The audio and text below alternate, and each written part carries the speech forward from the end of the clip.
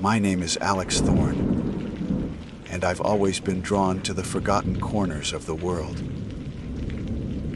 It's not so much an adrenaline thing, not like those urban explorers who dangle off crumbling skyscrapers.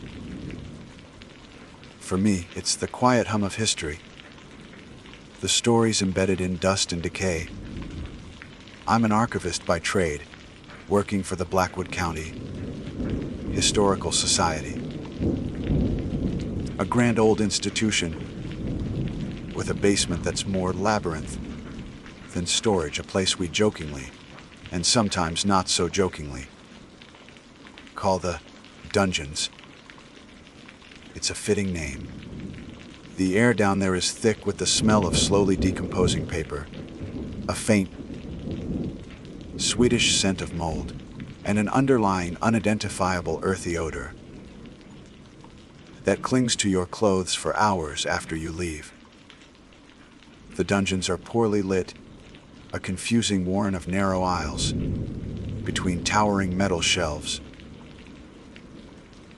most of them crammed with forgotten donations, misfiled collections, and the general detritus of a century's worth of hoarding. Fluorescent lights, spaced too far apart, flicker intermittently, casting long, dancing shadows that play tricks on your eyes. Silence is the norm, but it's an oppressive, heavy silence, often punctuated by the groan of settling foundations, the distant drip of water, or what sometimes sounds like faint, papery rustling when you're absolutely certain you're alone. It's easy to get turned around. The rows all look the same, and more than one intern has gotten spooked down there. My latest project involved trying to make sense of a particularly neglected section designated sub level gamma on a faded, hand-drawn map from the 1950s. The official inventory listed most of its contents as miscellaneous donations, unsorted, cu. 1920-1940. It was a dumping ground, basically. My supervisor, old Mr. Abernathy, just wanted a preliminary assessment. Anything obviously valuable, anything obviously hazardous. He had a particular interest in local folklore and had a hunch that some unique items related to lesser-known county legends might have ended up there. That was enough for me. The idea of unearthing some lost piece of local history was exactly the kind of treasure hunt I lived for. It was late on a Thursday, well past closing. The main building was locked up, and I was alone with the hum of the ancient HVAC system. Sub-level gamma was even colder than the rest of the dungeons, the air still and heavy. I was working my way down a narrow aisle, the beam of my flashlight cutting through the gloom. Why? When I noticed it, a section of shelving that didn't quite align with the others. It looked like it had been pushed back, or perhaps the wall behind it was recessed. Curiosity, my constant companion and occasional betrayer, took over. Squeezing past a stack of water-stained ledgers, I found a small, dark alcove, almost a crawl space, hidden behind the shelf. And in that alcove, covered in a thick layer of dust, sat a single, unassuming wooden crate. It wasn't on any inventory list I'd seen. The wood was dark, almost black, and there were no markings on it. No labels. No dates. Just a simple, unadorned box. With some effort, I dragged it out into the dim light of the aisle. The lid wasn't nailed down, just fitted tightly. Inside, nestled on a bed of what looked like dried, blackened leaves, was a game. The box itself was strange. It was roughly square, made of the same dark wood as the crate, and felt unusually heavy. There was no publisher's name, no copyright date. Across the lid, the title, Dungeons and Dominion, was embossed, not printed. The letters formed in a spidery, archaic script that was difficult to read. It looked handmade, ancient. A shiver, not entirely from the cold, traced its way down my spine. I carried it to a small, rickety table I'd cleared earlier and carefully lifted the lid. The smell that wafted out was odd. Not just old paper, but something else, a faint, metallic tang, mixed with dry earth and something vaguely floral, like long, dead potpourri.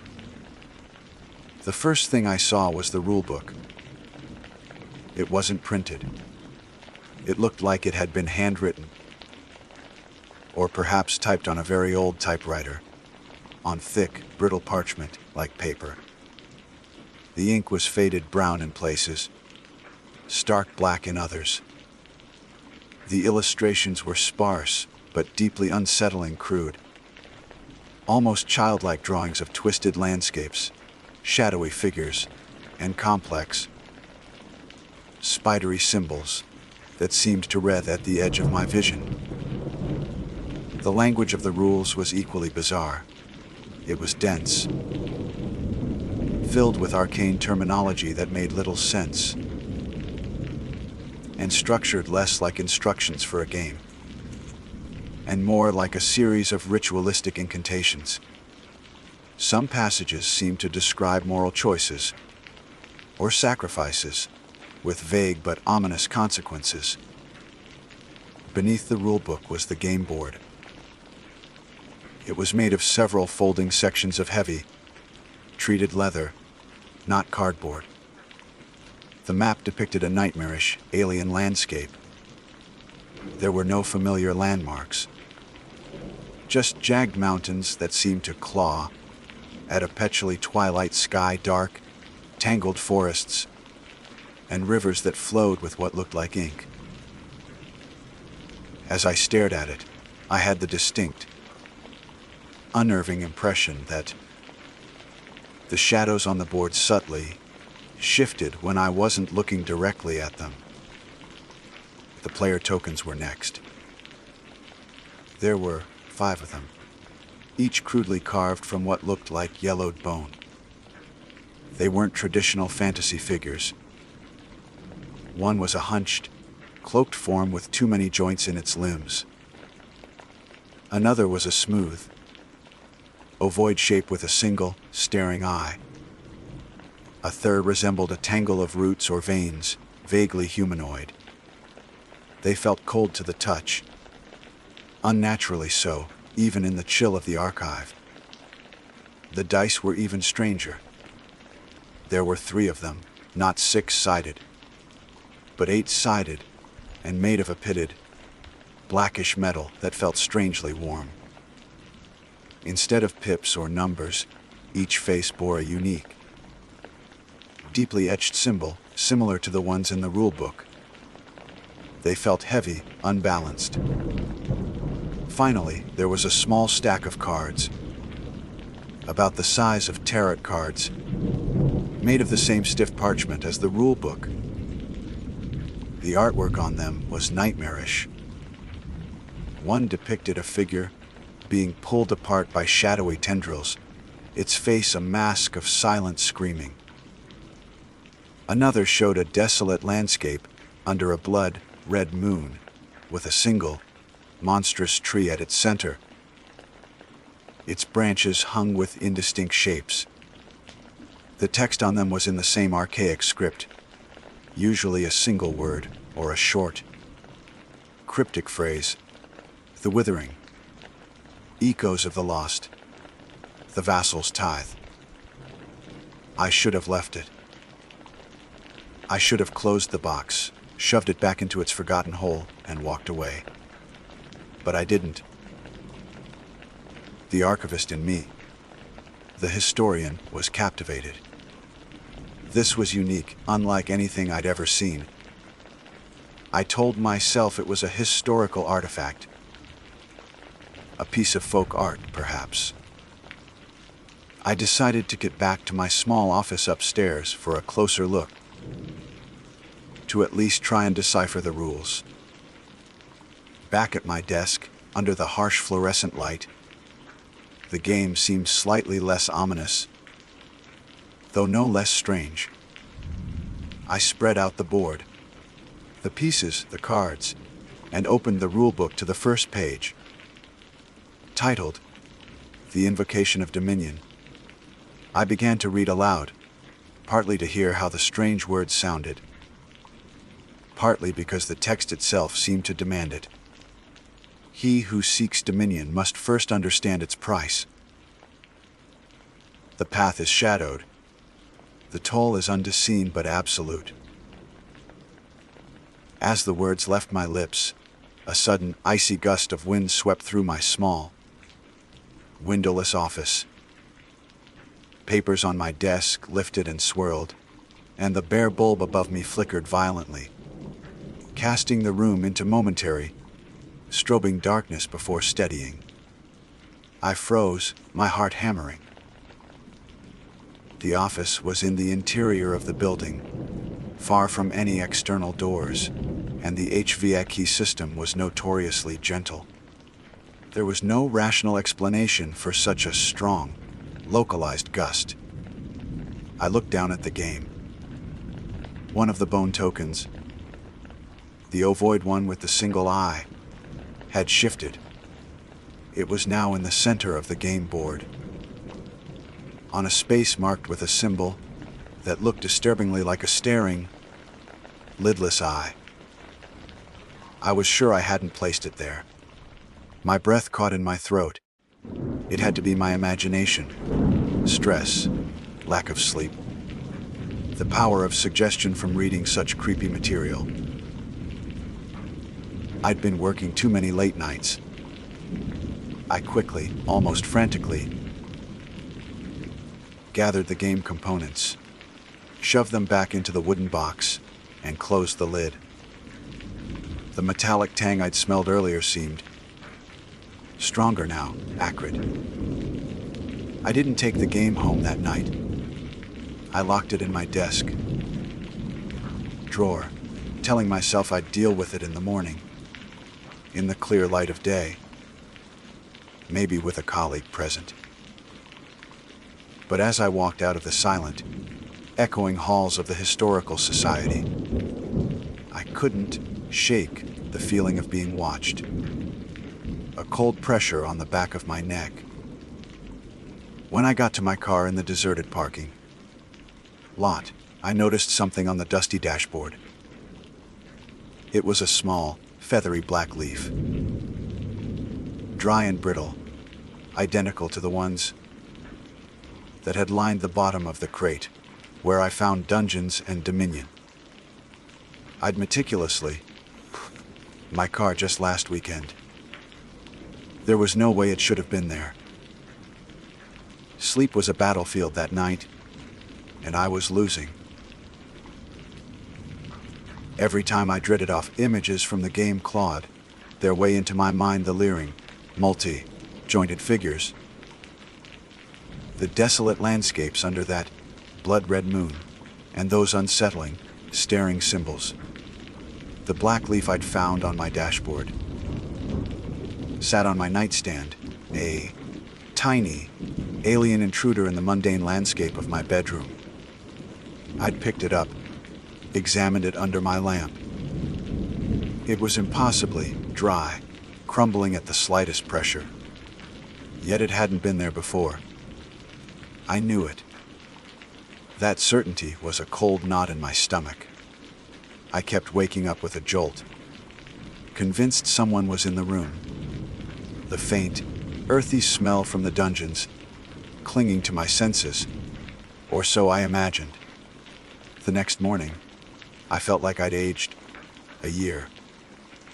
The thought of going back to the Historical Society, to my office, to that desk, filled me with a profound reluctance. It was more than just tiredness. It was a creeping dread, a primal instinct screaming at me to stay away. But bills needed paying, and Mr. Abernathy was expecting my preliminary report on sub-level gamma. I tried to rationalize. The wind in my office? A freak draft. An old building settling. The token moving. I'd bumped the table. The leaf. It must have blown in through a window at some point. Got stuck to my clothes, anything. My mind, desperate for normalcy, offered up flimsy explanations that my gut rejected. The walk from the parking lot to the entrance. A society felt longer than usual. The old building loomed. Its stone facade somehow more imposing, its windows like dark, vacant eyes. Inside, the familiar scent of old paper and dust seemed heavier, almost cloying. My office, when I finally reached it, felt wrong. It was colder than usual, a damp chill. That had nothing to do with the ancient air conditioning. And that smell, the metallic, earthy, faintly floral odor from the game box. It was definitely here, stronger than before, as if the box itself was breathing it into the room. With trembling hands, I unlocked my desk drawer. The dark wooden box sat there, inert, silent. Or was it? For a fleeting second, I thought I saw one of the spidery symbols on its lid pulse with a faint, internal light, so quick I dismissed it as a trick of my tired eyes. There was another black leaf lying beside it, identical to the one on my nightstand. My breath hitched. This wasn't possible. I'd locked the drawer. No one else had a key. I spent the morning trying to work, but my focus was shot. My gaze kept drifting to the drawer. The game was a palpable presence in the room, a silent, brooding weight. I tried to research its symbols online, typing descriptions into search engines, hoping for some obscure folklore database or a forgotten mythology. Nothing. The symbols were alien, unknown. I even ventured down into the dungeons, to the Society's own folklore archives, a place I usually loved. But today, the dusty tomes and faded manuscripts seemed to whisper warnings. The shadows in the narrow aisles seemed deeper, the silence more oppressive. I found a few references to local legends involving cursed artifacts and entities bound to objects, but they were vague. Sensationalized accounts from old newspapers, nothing that matched the specificity or the sheer wrongness of dungeons and dominion. Throughout the day, the small, inexplicable things started. The lights in my office would flicker whenever I thought too intently about the game. I'd hear faint rustling sounds, like dry leaves skittering across a floor, even when the air was perfectly still. Once, I was certain I heard the clatter of dice rolling on a hard surface, a sound that seemed to come from within the locked drawer. I'd catch fleeting movements. In the corner of my eye, dark shapes that vanished when I turned to look. My paranoia grew with each incident. I started to jump at every unexpected noise. My colleague, Sarah from Acquisitions, stopped by my office to ask about a new collection. She gave me a concerned look. "Alex, are you okay? You look like you've seen a ghost." I forced a weak smile. "Just a long night. This sub-level gamma project is a bit much." I couldn't tell her. How could I explain that I thought a board game was haunting me? I'd sound insane. Her visit, though, highlighted my growing isolation. I was alone with this, and the fear was a cold companion. Despite the mounting dread, a perverse curiosity, a morbid compulsion, kept pulling me back to the game. It was like scratching an itch that only made it worse. I needed to understand it. What was its purpose? Its origin? Who made it? And why was it hidden so carefully in the dungeons? That evening, after everyone else had left, I pulled the game from the drawer again. The office was silent, save for the hum of the building. I spread the leather map on my desk. The alien landscape seemed even more menacing in the dim light, the shadows deeper, the rivers of ink more sinister. I picked up the rulebook, its parchment pages brittle and cold. I hesitated, remembering the icy gust of wind from the previous night. But the pull was too strong. I turned to a section titled, "The Nature of the Dominion." It spoke of entities beyond the veil, of whispers that shape reality, and the price of passage. The language was archaic, hypnotic. As I read, the temperature in the office plummeted. I could see my breath misting in the air. A low hum started to emanate from the game box itself, a deep, resonant thrum that I could feel in my teeth. The symbols on the 8-sided dice seemed to glow with a faint, sickly green light. Suddenly, one of the bone tokens, the hunched, cloaked figure, vibrated on the leather map.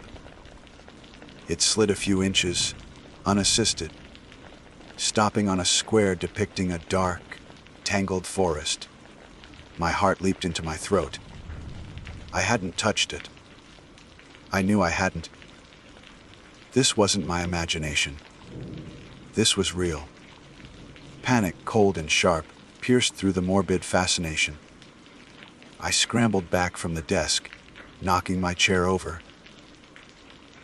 The game lay there, the token still on its new square, the dice faintly glowing. The humming intensified for a moment, then subsided. The cold remained. I had to get rid of it. This thing was dangerous. It wasn't just an old game. It was something active, something malevolent. My mind raced. I couldn't just leave it here. What if someone else found it? What if it did something to the archives, to the building? The thought of Mr. Abernathy, with his gentle curiosity, stumbling upon this. I couldn't bear it. I hastily packed the game back into its wooden box.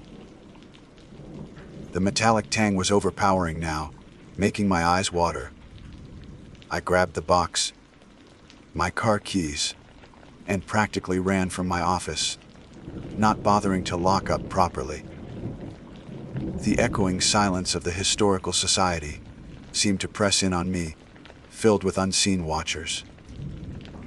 My plan was simple: the Blackwood River. It was deep, fast-flowing, and nobody would ever find it there. I drove recklessly. The box sitting on the passenger seat beside me like a malevolent passenger. I could feel its coldness, its presence. I imagined I could hear faint whispers coming from it, too low to understand, but undeniably there. I reached the old, disused bridge on the outskirts of town. It was late, the area deserted. The river churned below, a dark, swirling mass in the moonlight. This was it. I got out of the car, carrying the box. It felt heavier now, as if resisting. I walked to the railing, the wind whipping at my face. I looked down at the dark water, then at the box in my hands. No more. I whispered, my voice hoarse. With a surge of adrenaline and revulsion, I heaved the box over the railing. It fell, end over end, and hit the water with a surprisingly small splash. For a moment, it bobbed on the surface. Then the current caught it, and it was gone, swallowed by the darkness. A wave of relief washed over me, so intense it left me weak. Neat was done.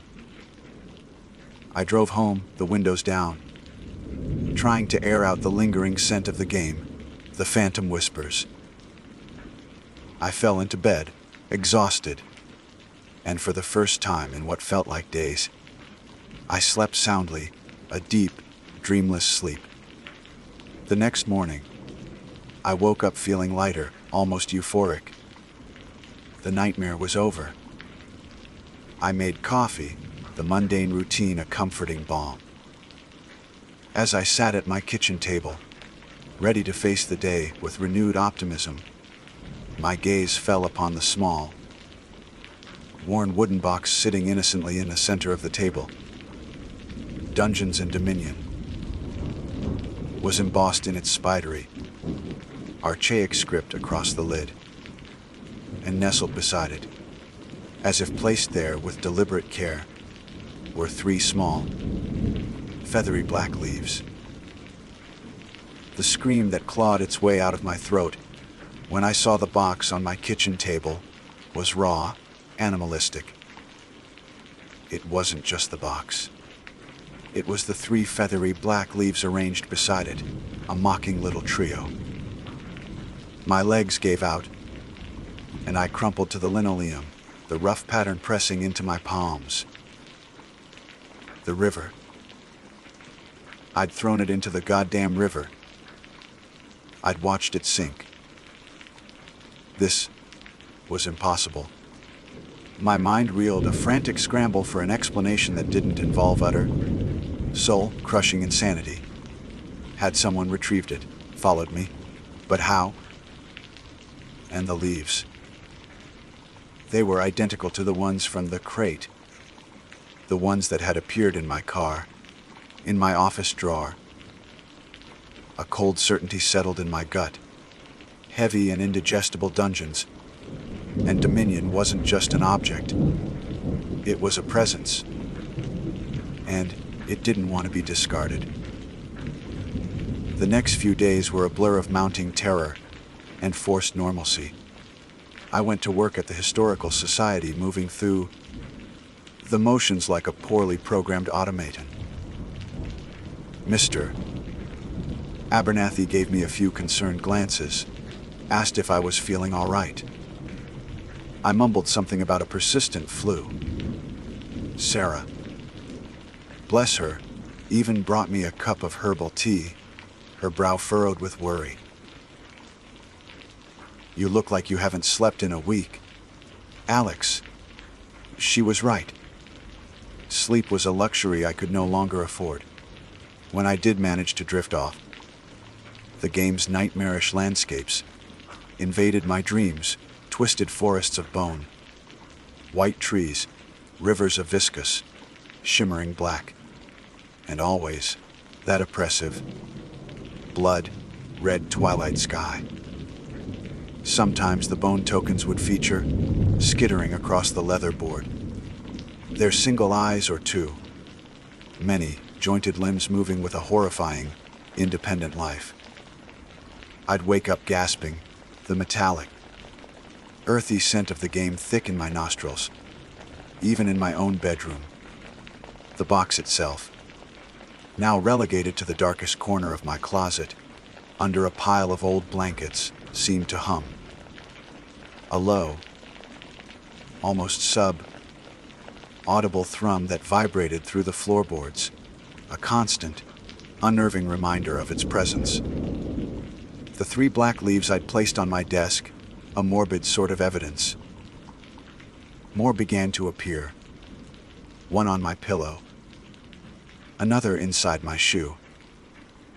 One even floated down from the ceiling of my office at the Society, landing softly on my keyboard as I was trying and failing to concentrate on a 17th century land deed.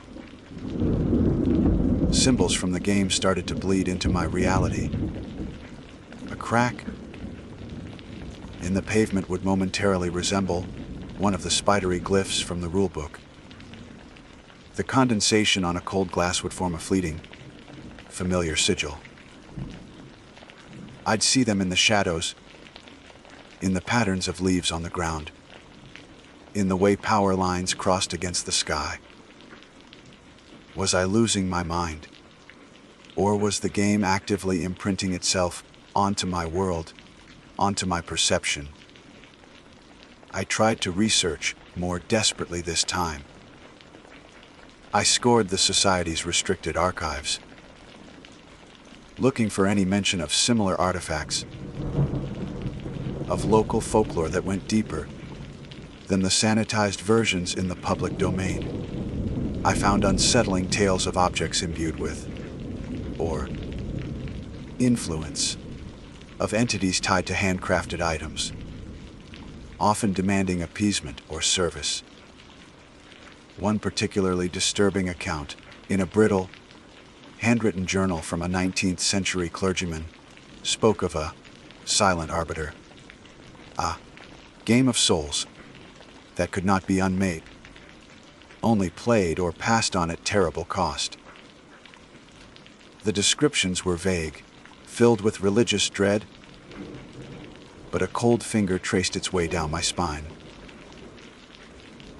Online searches for the game's symbols remained fruitless, as if Dungeons and Dominion existed outside of any known human record.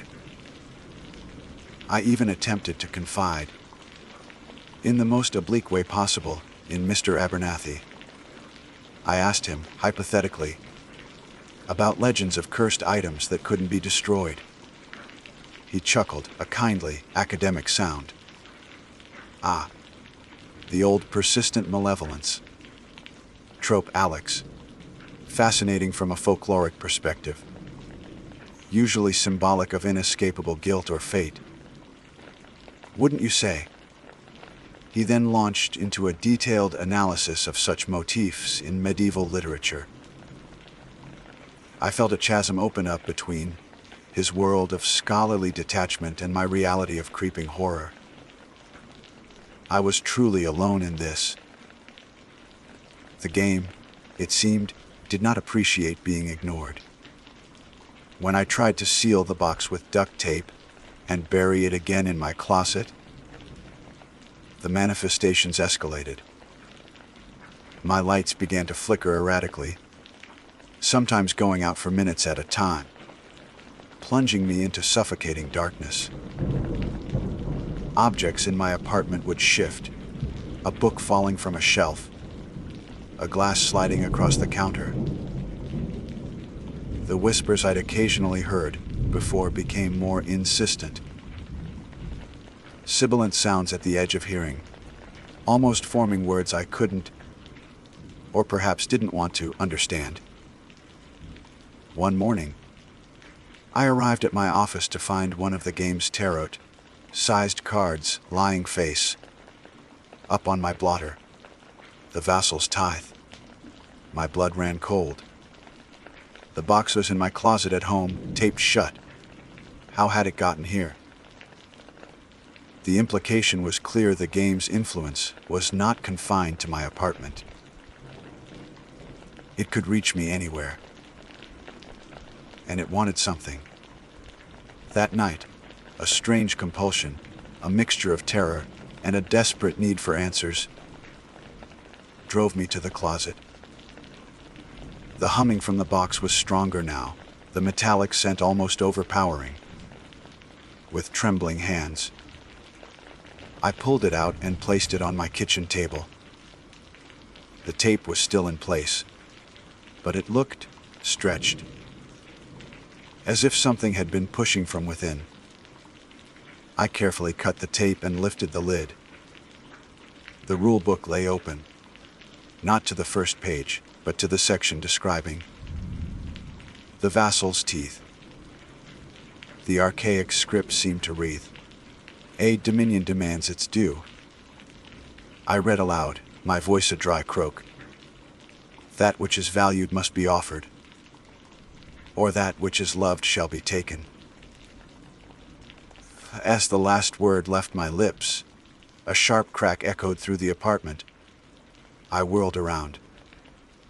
A small, framed photograph of my parents, one I kept on my bookshelf, had fallen to the floor. The glass was shattered, a spiderweb of cracks obscuring their smiling faces. My breath hitched. A tithe. Then the dice.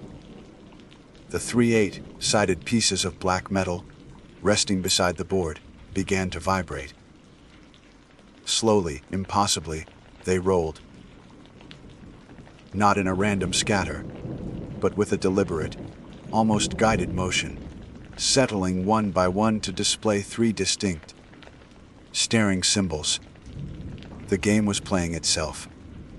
Or perhaps it was playing me. The next day at the Historical Society, I saw Sarah staring at her own desk with a puzzled expression. Lying beside her coffee mug was a single, feathery black leaf. "That's odd," she murmured, picking it up. Where did this come from? My heart plummeted. The game wasn't just affecting my inanimate objects anymore. It was touching the people around me. That was the breaking point. I couldn't let this thing hurt anyone else. That night, I drove out to the old Blackwood quarry, miles from town. A place of stark, desolate beauty and, more importantly, deep water, filled pits and old, rusted incinerators. I had a gallon of gasoline in my trunk. I was going to burn dungeons and dominion. I was going to reduce it to ash. Under a cold, indifferent moon, I built a small pyre of dry brush and doused it, and the wooden box with gasoline. The fumes stung my eyes. With a shaking hand, I lit a match.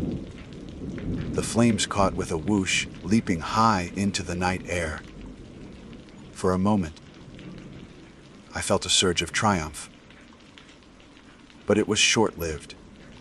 The fire around the box burned, but the box itself, it didn't blacken. It didn't char. The flames seemed to part around it, licking at its edges but not consuming it. Then, the color of the fire changed. It shifted from orange and yellow to a sickly, vibrant green, then a deep, impossible violet.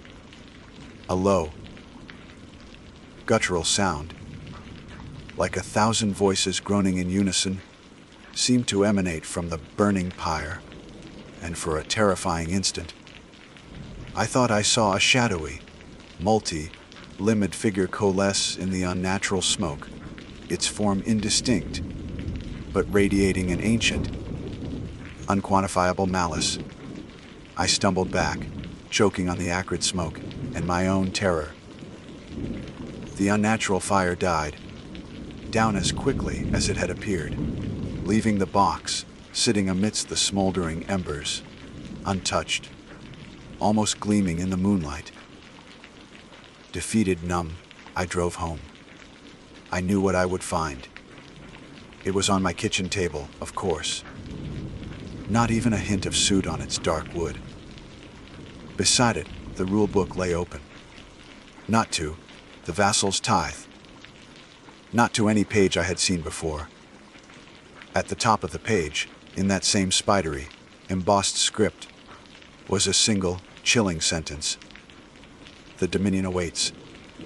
Will you answer the call, Archivist? And beneath it, one of the bone tokens, the ovoid one, with the single, staring eye, was no longer on the board. It was sitting directly on the page as if marking my place. My invitation. My summons. The game didn't just want to be acknowledged. It wanted to be played. And it seemed I was its newest piece. The silence in my kitchen was a living thing, thick and suffocating. The dark wooden box sat on the table, an altar to some forgotten, malevolent god. The rule book lay open, The spidery script of "The Dominion awaits. Will you answer the call, archivist?" Seeming to pulse faintly in the dim morning light. And there, resting on the page like a judge's gavel, was the ovoid, bone token with its single, unblinking eye. My invitation. My damnation. Every avenue of escape had been cut off. Burning it, drowning it futile. The game was a parasite, latched onto me, and it seemed the only way to understand its hunger, perhaps even to survive it, was to feed it. Or maybe that was just what it wanted me to believe. My rationality was a frayed thread, and the weight of the game's relentless presence was about to snap it. I thought of Sarah, of Mr. Abernathy.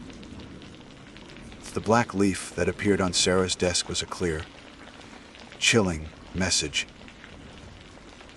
The game's influence was spreading, and I was the vector. How long before it demanded a more significant tithe from them? A hollow laugh escaped me. Archivist. It knew what I was. Was this whole thing a grotesque parody of my profession, unearthing forgotten things, piecing together a narrative from cryptic clues? With a sense of grim inevitability, I pulled out a chair. My hands trembled as I reached for the rulebook. The parchment felt colder than ever, the ink almost vibrating under my fingertips. The single eye of the bone token seemed to follow my every movement. I had to play. There was no other path left in this labyrinth. I turned back to the first page. The invocation of dominion. My voice was a hoarse whisper as I began to read the words aloud again, the strange, archaic phrases feeling like ash in my mouth. He who seeks dominion must first understand its price. The path is shadowed. The toll is unseen but absolute. As I spoke, the air in the kitchen grew heavy, the familiar metallic tang of the game intensifying, until it was almost a taste on my tongue. The shadows in the corners of the room seemed to deepen.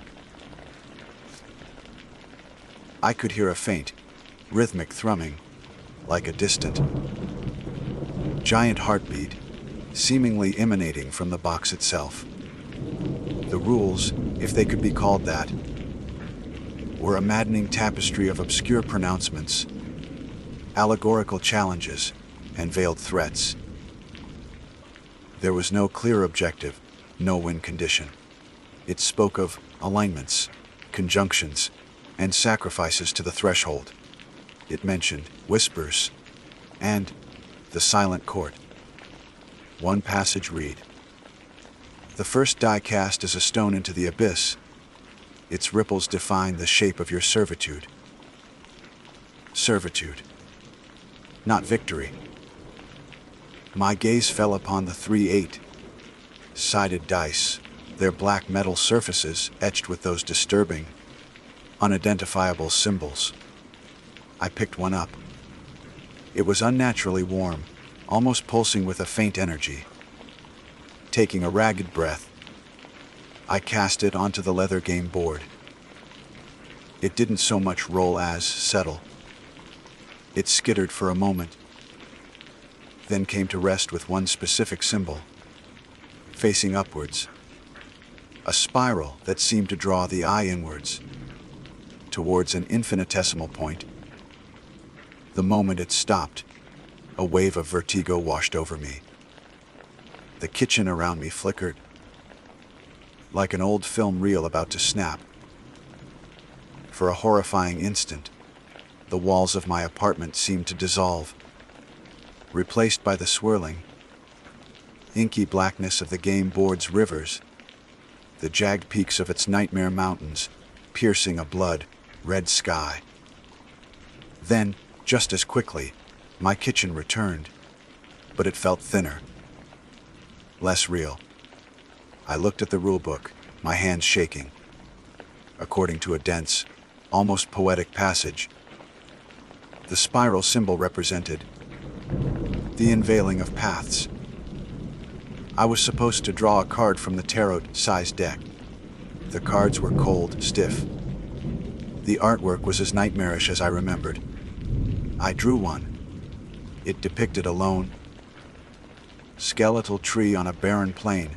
Its branches hung not with leaves, but with dozens of staring, disembodied eyes. The text beneath it read, "The Watchers see. Your walls are now their windows." A sudden, sharp cracking sound from the living room made me jump. I rushed in to find that every mirror, every reflective surface, the television screen, the glass in the picture frames, even the polished surface of my coffee table had developed a network of fine, spidery cracks, radiating outwards from their centers. And in the largest mirror above the fireplace, for a split second before the cracks obscured the image entirely, I didn't see my own reflection. I saw a vast, empty room, its walls covered in what looked like pulsating, organic script, and in the center of it, a single, colossal, unblinking eye, staring directly back at me. My breath hitched. This wasn't just a game. This was an invasion. The game continued, or rather, I continued to be played by it. Each roll of the dice, each card drawn, brought fresh horrors, fresh erosions of my reality. A card named Echoes of the Lost filled my apartment with the whispers of voices I almost recognized, murmuring my name, their tones shifting from pleading to accusatory. Another, the shifting sands, caused the floor beneath my feet to ripple and sway. The pattern of the linoleum momentarily resolving into the screaming faces I'd seen on one of the game's illustrations. The bone tokens moved across the board, sometimes guided by my reluctant hand, as per the cryptic instructions, sometimes seemingly of their own accord. The hunched, cloaked figure advanced towards a space, marked with a symbol like a grasping hand. The ovoid eye token remained fixed on a central point, the heart of dominion. A days bled into nights. I stopped going to work. Mr. Abernathy called, his voice laced with concern. I mumbled excuses, my voice hoarse, distant even to my own ears. Sarah sent texts asking if I was okay. I couldn't answer. How could I explain that my world was being unwritten, rewritten by a cursed game? The black leaves kept appearing, now not just in my apartment, but seemingly on me, one tucked into my pocket. Sure it hadn't been there, another falling from my hair. My isolation was complete, a suffocating blanket woven by the game. The apartment grew colder, the metallic, earthy smell a constant miasma. Food turned to ash in my mouth, a literal manifestation of one of the curse cards I'd drawn. My reflection, when I dared to glance at a remaining shard of mirror, was gaunt, haunted, my eyes wide with a terror that was becoming my permanent state. The entity, the dominion, whatever it was, felt closer now. It wasn't just the whispers or the fleeting images. It was a pressure in my mind, a cold, ancient intelligence scrutinizing my every thought, every fear. The game was its censor, its tendril reaching into my world. One evening, or what I perceived to be evening in the perpetual twilight the game seemed to cast over my senses, I drew a card that showed a figure kneeling before a shadowy throne. offering up a glowing object. The card was titled, "The Vassal's Choice." The rulebook, in a passage that seemed to writhe with anticipation, spoke of a willing offering to solidify the bond and appease the gaze. It didn't specify what the offering should be. But as I looked at the bone tokens on the board, particularly the one representing the hunched figure, now perilously close to a square depicting a swirling vortex, I understood. The game wasn't about strategy or chance. It was about submission. It was about feeding something ancient and terrible. The air grew impossibly cold. The thrumming from the box intensified, vibrating through my bones. The symbols on the dice glowed with a hungry light. A voice, not a whisper this time, but a chorus of voices, ancient and vast, echoed in my mind, speaking in a language that wasn't a language. Yet I understood its chilling demand. Choose. Offer. Become. My eyes fell upon a small, silver letter opener on my desk, a gift from my parents. Mundane. Real. Something from the world I was losing. The game wanted a sacrifice. It wanted a piece of me, a piece of my world, given willingly.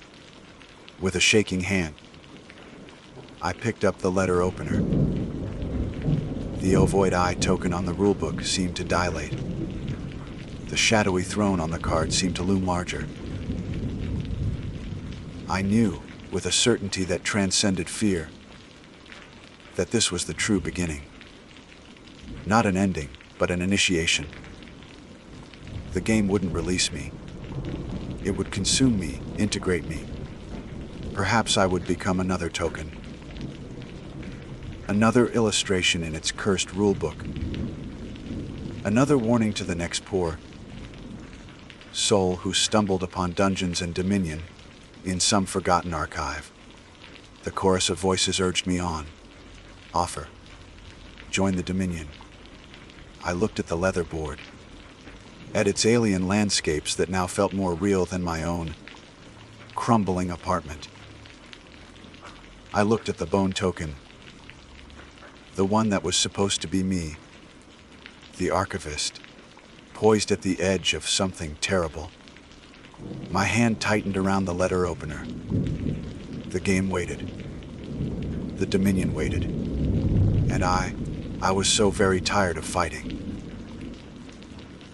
The first drop of blood, dark against the pale parchment of the rulebook, looked like another symbol. Another instruction in a game I could never hope to understand, let alone win. The single eye on the token seemed to gleam. My name is Dr. Alistair Leopold Wright. The DAR is, perhaps, a bit pretentious when used in casual conversation. We soon discovered why. But given the circumstances that have led me to pen this account, shall we say, I feel a modicum of formality is warranted. We discovered for the past decade, my professional life has revolved around the intricate and often perplexing world of glaciology, specifically focusing on the study of ancient ice cores and the information they hold about our planet's climatic history. It's a niche field, to be certain, one that often elicits polite, yet ultimately disinterested, nods at social gatherings. But for me, it has been a consuming passion. A relentless pursuit of understanding the Earth's deep past, to better comprehend its future. My academic journey began at the University of Cambridge, where I pursued my undergraduate degree in earth sciences. It was during a particularly captivating lecture on paleoclimatology that the allure of glaciers truly took hold. These colossal rivers of ice, seemingly static yet constantly in motion, hold within their frozen layers a chronicle of millennia. Trapped air bubbles reveal the atmospheric composition of bygone eras, while isotopic analysis can paint of past temperatures and precipitation patterns with remarkable accuracy. I was hooked and discovered why. Following my bachelor's, I continued my studies with a master's and then a doctorate, specializing in the analysis of ice cores retrieved from various polar and high altitude regions across the globe. Why? I've spent months in the biting winds of Greenland, traversed the vast, creaking ice sheets of Antarctica, and even ventured to the dizzying heights of Himalayan glaciers. Each expedition has been challenging, both physically and mentally. But the thrill of uncovering fragments of Earth's history has always been more than enough to compensate for the hardships. My work has led to several publications in prestigious scientific journals. Why? And I've had the privilege of presenting my findings at numerous international conferences.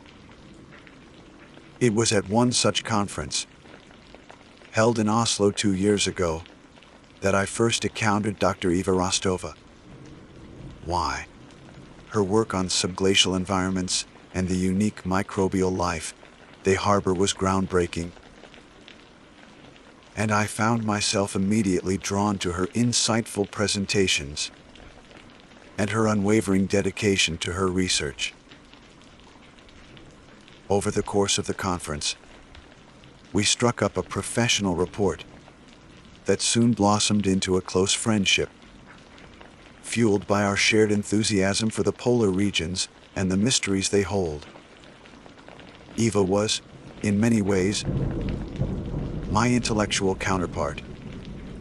She possessed a sharp, inquisitive mind and a dry wit that I found particularly endearing.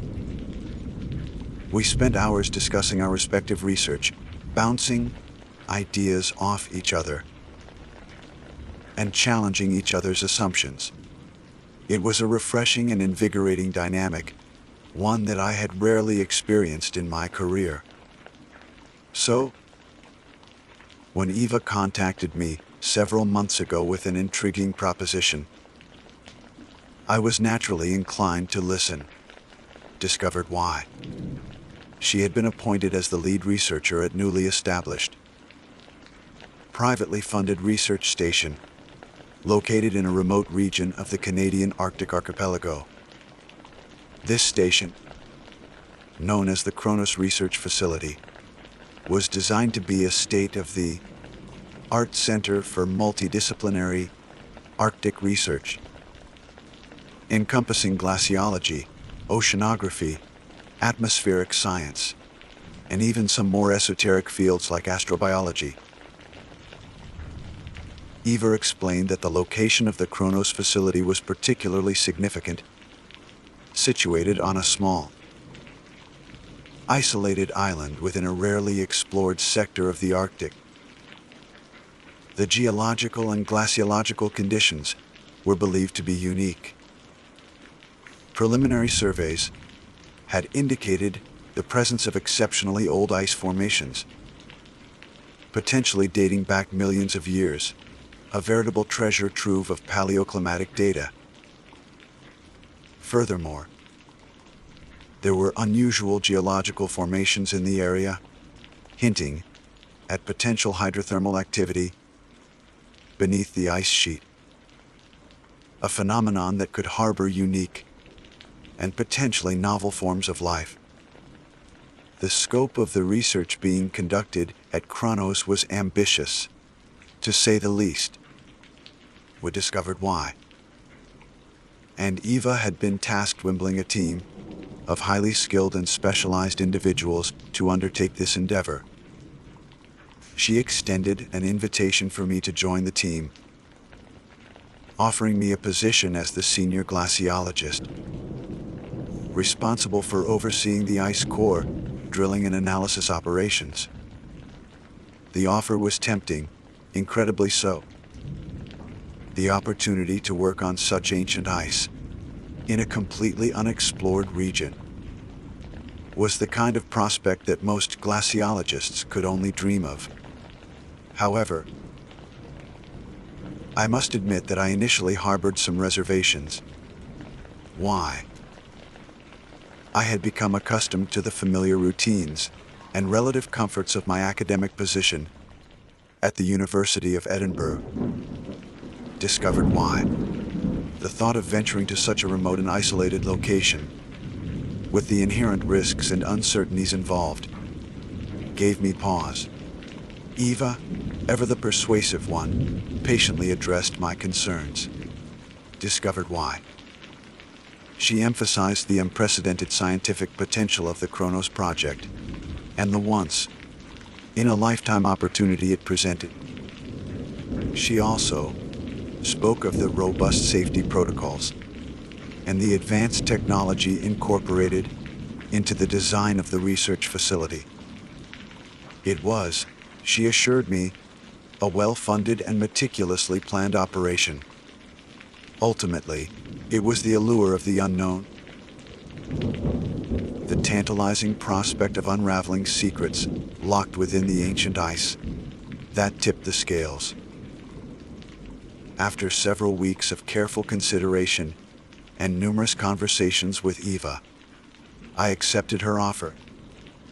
I submitted my resignation to the university, packed my bags, we soon discovered why, and embarked on the long and arduous journey to the northernmost reaches of the world. The journey itself was an experience. Multiple flights took me from Edinburgh to London, then across the Atlantic to Montreal, followed by a final leg to a small town in northern Quebec. From there, I was transferred to a smaller, propeller-driven aircraft that navigated the seemingly endless expanse of snow and ice. Finally, after what felt like an eternity, I arrived at the staging point, a temporary logistical base, camp established on the mainland coast. The following morning, under a sky the color of pale steel, I boarded a heavy lift helicopter that would ferry me and a small contingent of other new arrivals to the Kronos research facility. As we ascended, the landscape below transformed into a breathtaking vista of jagged peaks, frozen fjords, and vast stretches of pristine white wilderness. It was a stark and beautiful world, one that spoke of immense power and an unforgiving nature. After about an hour of flight, the helicopter began its descent. Through the swirling snow kicked up by the rotors, I could finally make out the research station. It was an impressive structure. Why? A cluster of interconnected, modular buildings perched on a relatively flat expanse of ice near the coastline of a small, rocky island. The main building was a large, two-story structure with several satellite modules radiating outwards, connected by enclosed walkways. The entire complex was elevated slightly on sturdy stilts, presumably to mitigate the effects of snowdrift and potential sea ice movement. As the helicopter landed on the designated helipad, the biting Arctic wind whipped around us, carrying with it the scent of snow and the faint metallic tang of the facility itself. I gathered my belongings and stepped out into the frigid air, the temperature instantly seeping through my layers of thermal clothing. I was greeted by a friendly, ruddy-faced man in a bright red parka who introduced himself as Lars, the station's logistics coordinator. He helped me with my luggage and escorted me inside the main building. The interior was surprisingly warm and well lit, a stark contrast to the harsh environment outside. The main corridor was bustling with activity as scientists and support. Staff moved between laboratories, offices, and common areas. Lars led me to my assigned quarters, a small but comfortable private room with a bed, desk, and a surprisingly good internet connection, a welcome amenity in such a remote location. He informed me that Dr. discovered why. Rostova was currently overseeing some equipment calibration in the main laboratory, but would be expecting me shortly.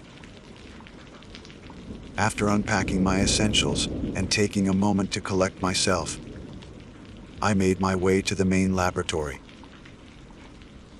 The air inside was filled with the low hum of machinery and the occasional murmur of conversation. Rows of high tech equipment lined the walls, and several scientists in lab coats were diligently working at various stations. And then I saw her. Eva was standing near a large, complex-looking drilling rig, her silver, blonde hair pulled back in a neat ponytail.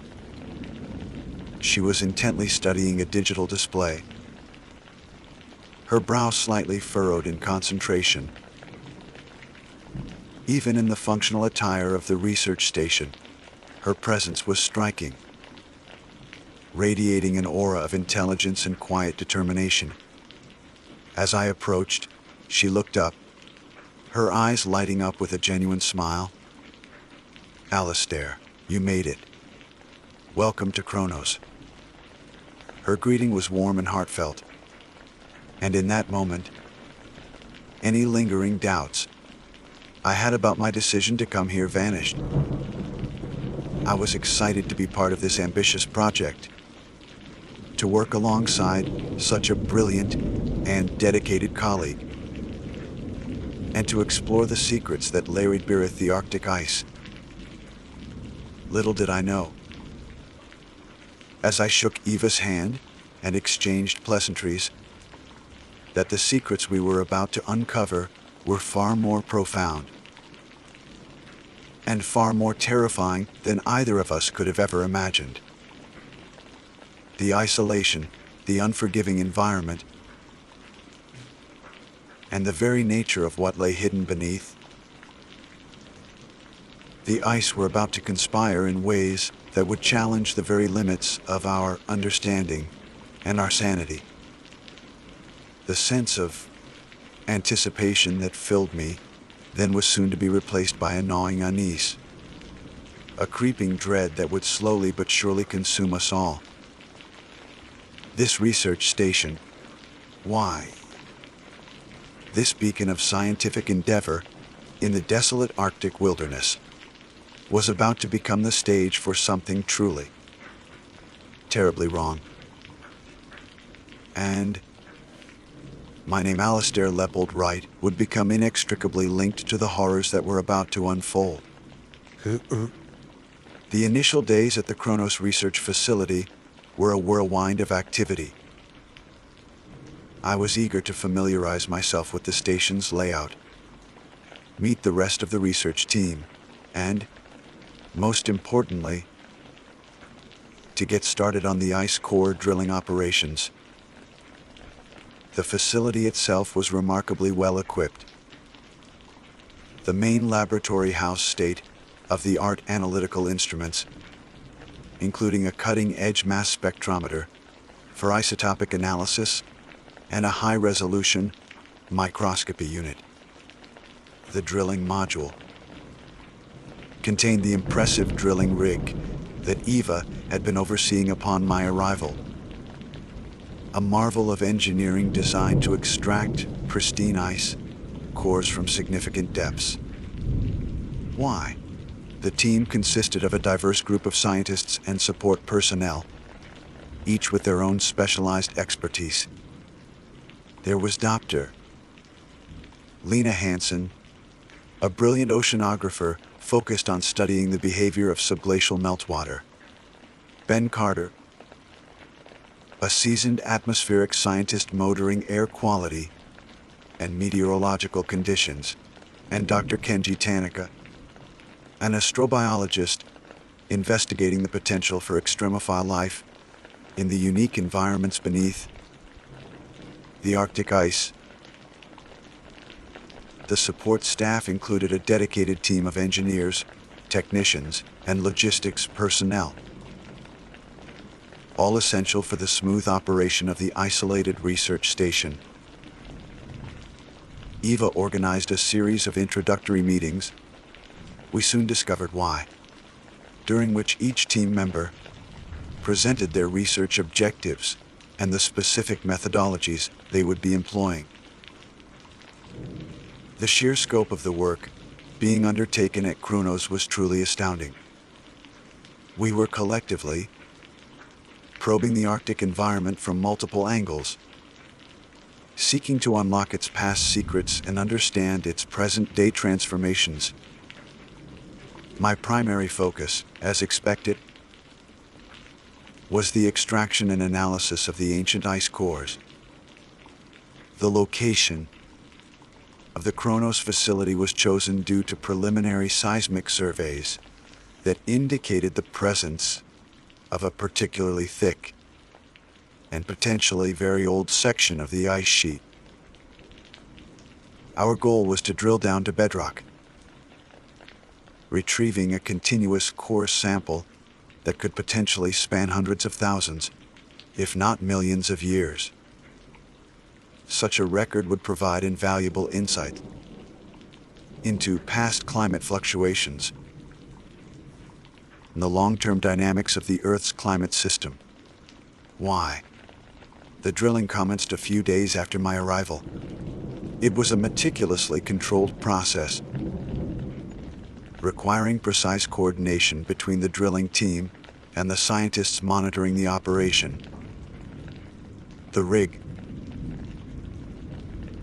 a towering structure that dominated the drilling module, slowly and steadily bored its way through the ice, extracting cylindrical core sections that were carefully labeled and stored in a dedicated cold storage facility. The initial sections of the core were relatively young, dating back a few thousand years. However, as the drill penetrated deeper,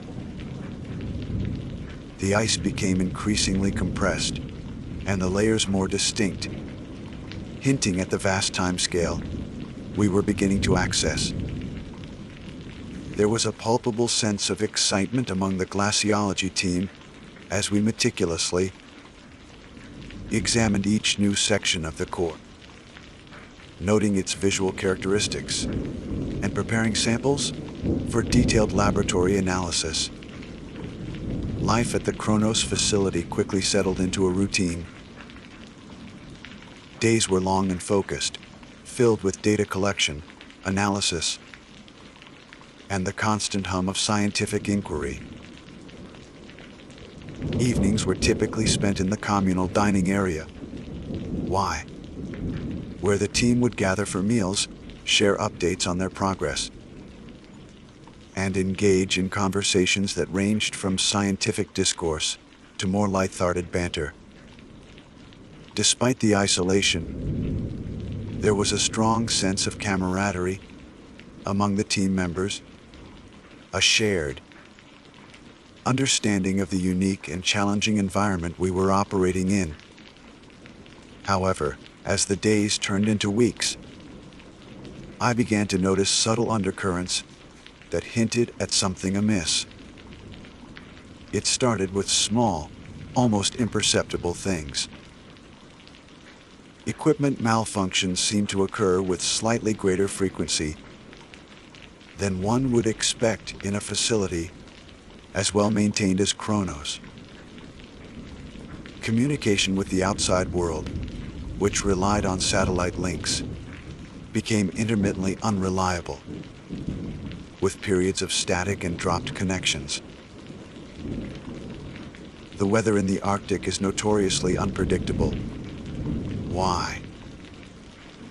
But the pattern of intense blizzards followed by unnerving periods of stillness, seemed to become more pronounced. The wind would howl relentlessly for days, driving thick snow against the station walls, creating a claustrophobic sense of isolation. Then, just as suddenly, the wind would die down, leaving an eerie silence in its wake. A silence so profound that it felt almost oppressive. These minor anomalies, taken individually, could be easily dismissed as normal quirks of operating in such an extreme environment. However, when viewed collectively, why? They began to create a sense of unease in the back of my mind, a feeling that something was not quite right. One evening, during dinner, I mentioned the recent communication difficulties to Ben Carter, the atmospheric scientist. He shrugged it off, attributing it to solar flares or atmospheric disturbances.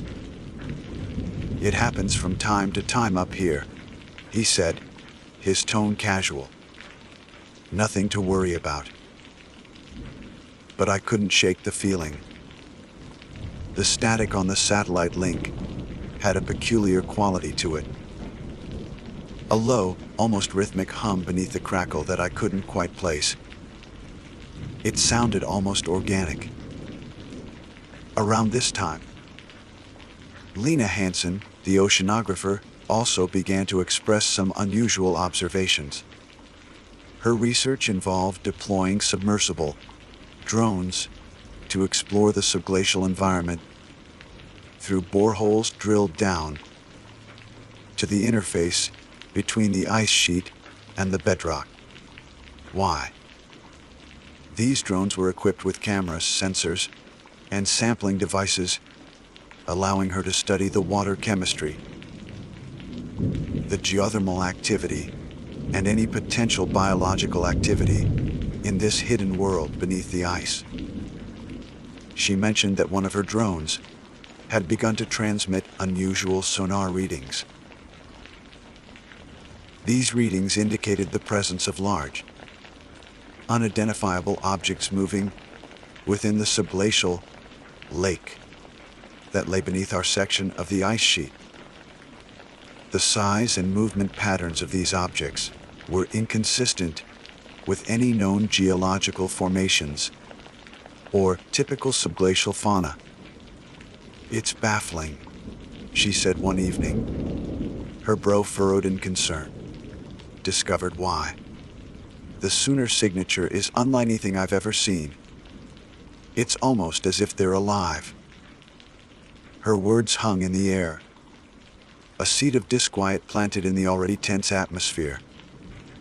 Kenji Tanaka, the astrobiologist, perked up at this, his eyes gleaming with scientific curiosity. "Have you managed to get any visual confirmation?" he asked eagerly. Lena shook her head. "Not yet. The water in that section of the lake is particularly turbid. The camera visibility is near zero, despite the lack of concrete evidence." Lena's findings added another layer to the growing sense of unease. Unidentified moving objects in a subglacial lake were certainly outside the realm of normal scientific observations. My own work also began to yield some peculiar results. As we delved deeper into the ice core, we started to encounter unusual inclusions within the ice itself. These were not the typical air bubbles or dust particles that one would expect to find.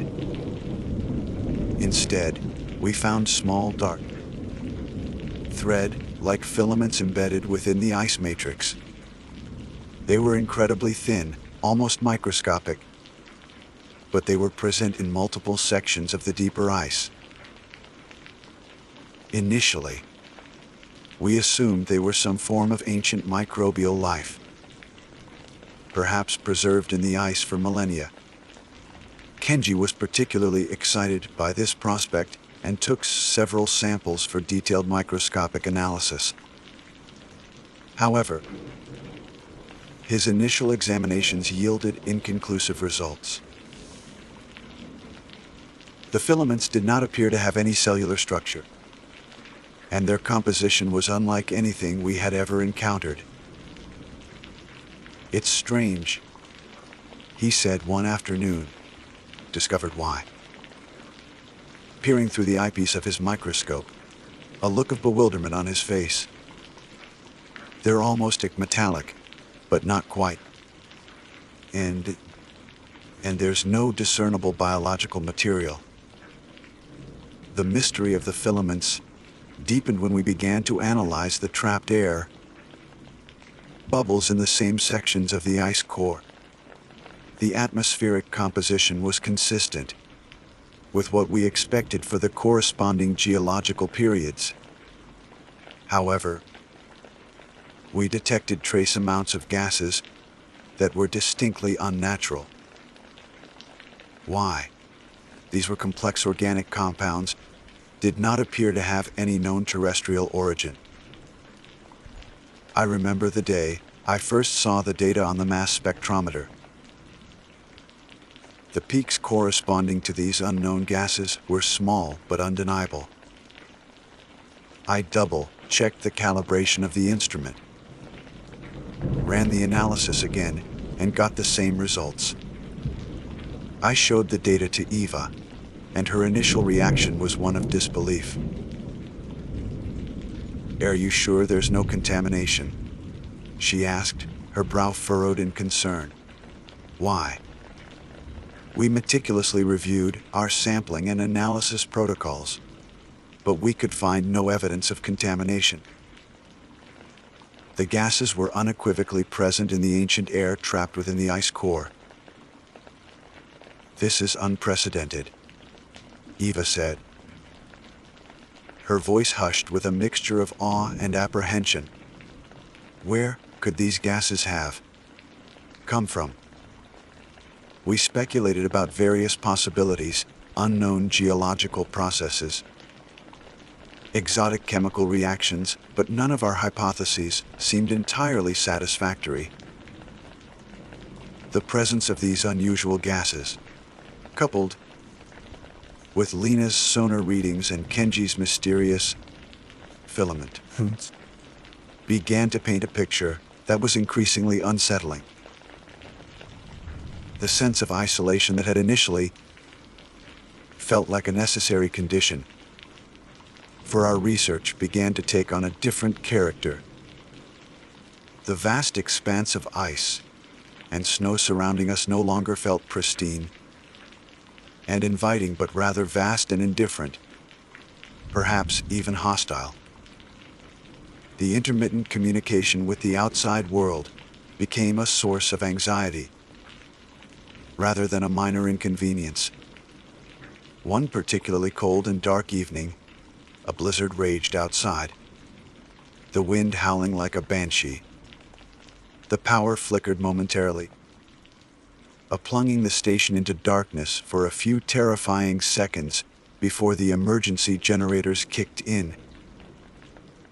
The incident was brief, but it left a lingering unease in the air.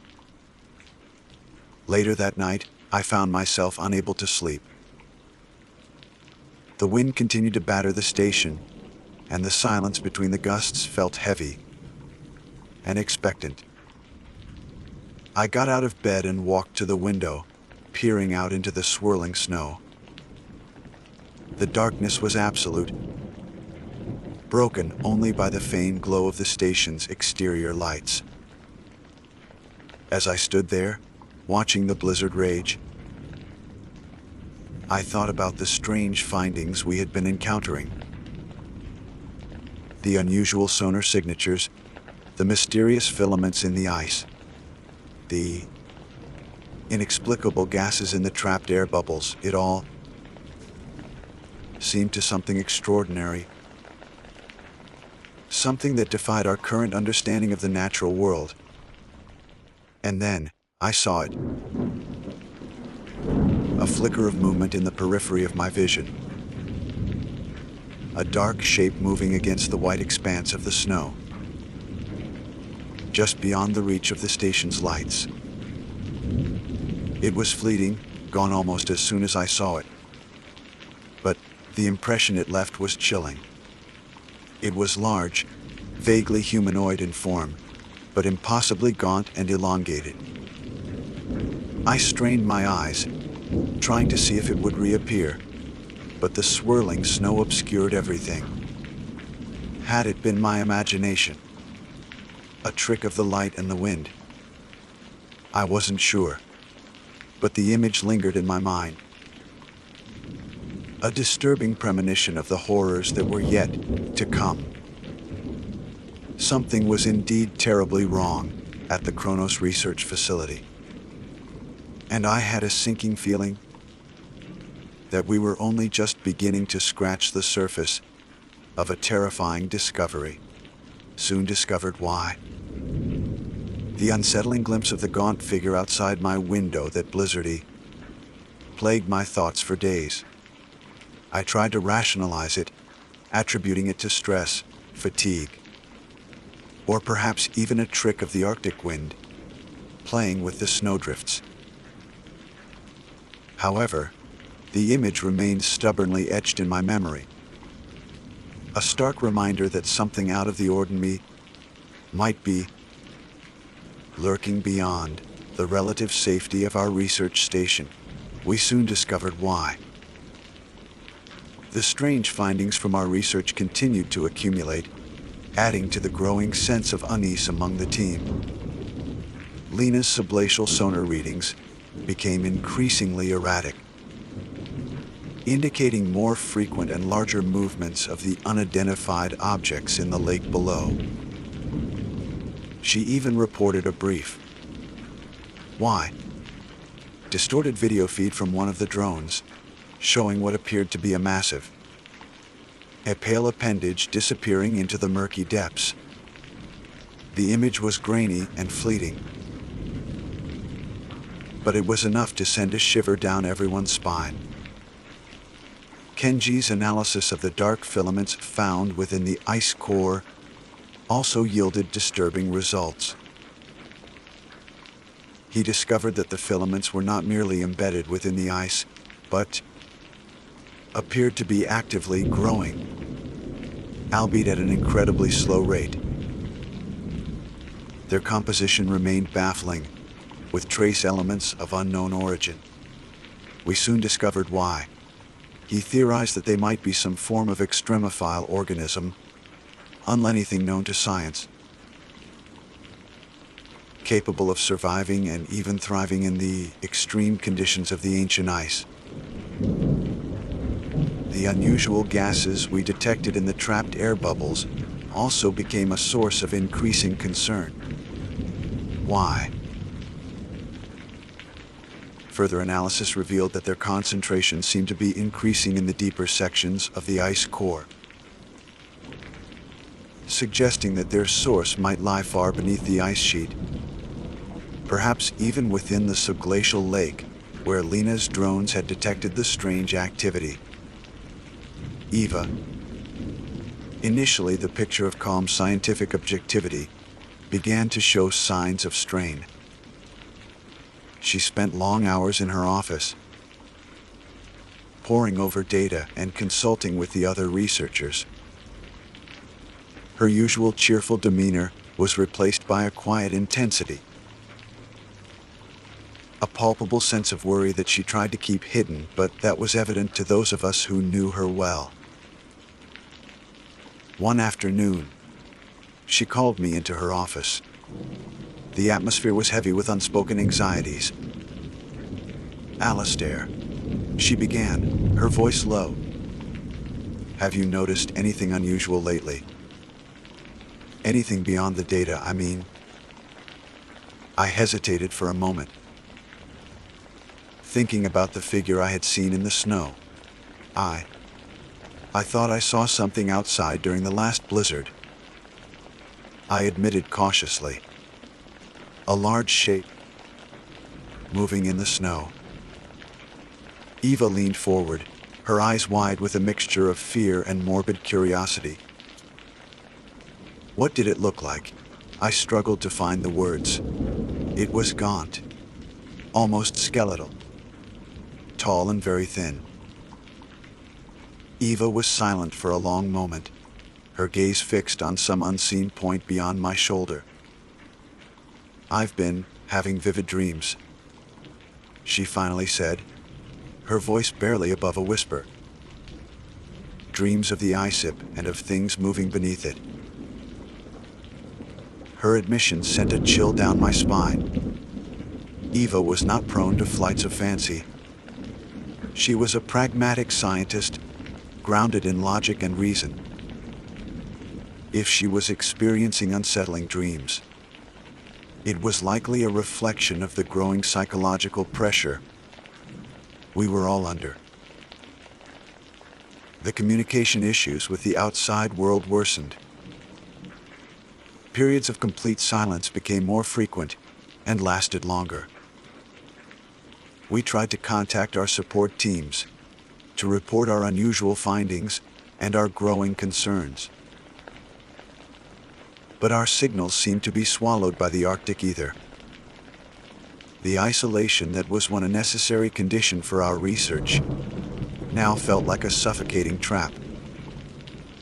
As the days belled into weeks, discovered why. The subtle anomalies we had initially dismissed became more pronounced and increasingly disturbing. Strange noises began to echo through the station at night. Scraping sounds from the lower levels. Distant thumps and vibrations that seemed to emanate from beneath the ice. We checked the facility thoroughly, but we could find no discernible source for these unsettling sounds. The behavior of some of the team members also began to change. A quiet technician named Marcus started acting increasingly withdrawn and paranoid, muttering about shadows in the periphery and refusing to sleep. Another researcher, a normally jovial geophysicist named Ingrid, became uncharacteristically irritable and prone to outbursts. The close quarters and the mounting pressure were clearly taking their toll on everyone. The once strong sense of camaraderie began to fray, replaced by a tense and fearful atmosphere. We tried to maintain a semblance of normalcy, to focus on our work and find rational explanations for the increasingly bizarre events. But a palpable sense of dread hung over the Kronos research facility. One evening, the emergency alarm blared through the station, its shrill wail cutting through the uneasy silence. Panic erupted. We rushed to the main monitoring station, where flashing red lights illuminated the worried faces of the technical staff. "What's happening?" Eva demanded, her voice tight with anxiety. "We've lost contact with Drone Unit 7. A technician replied, his fingers flying across the keyboard. It was deployed to investigate a particularly strong sonar anomaly in the subglacial lake. We're getting no signal, and the tether has gone slack. Drone Unit 7 was one of our most advanced submersible drones, equipped with high-resolution cameras and sophisticated sensors. Its loss was a significant setback. But more concerning was the implication that something down in the dark depths of the subglacial lake had either disabled it or taken. Eva made the difficult decision to deploy a rescue team to retrieve the drone, or at least understand what had happened.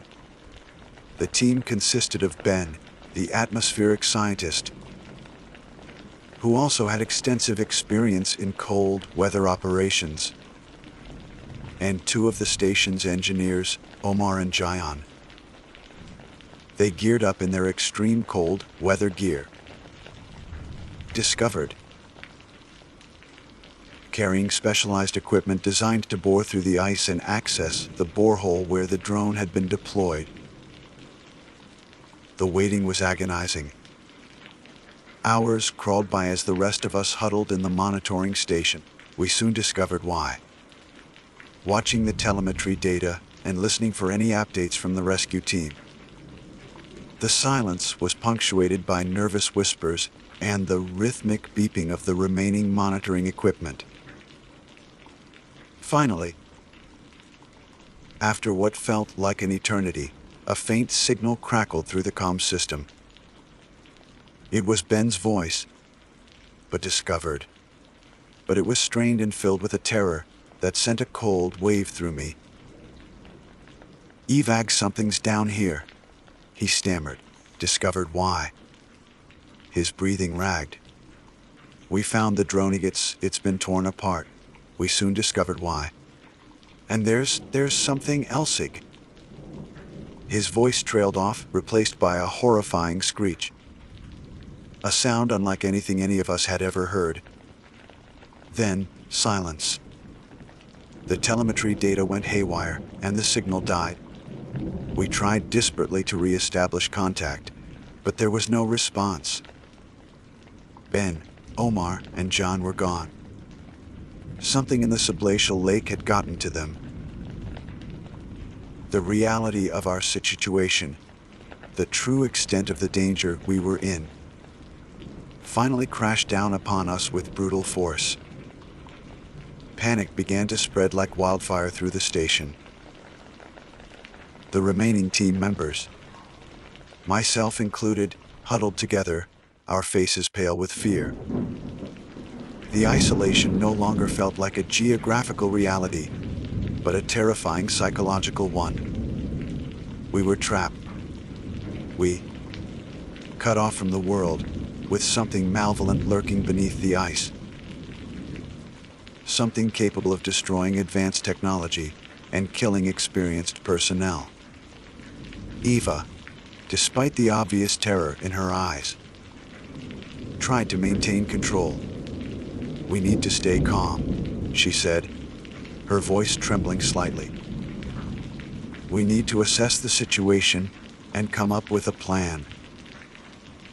But what plan could we possibly devise against an unknown entity that dwelled in the darkness beneath miles of ice?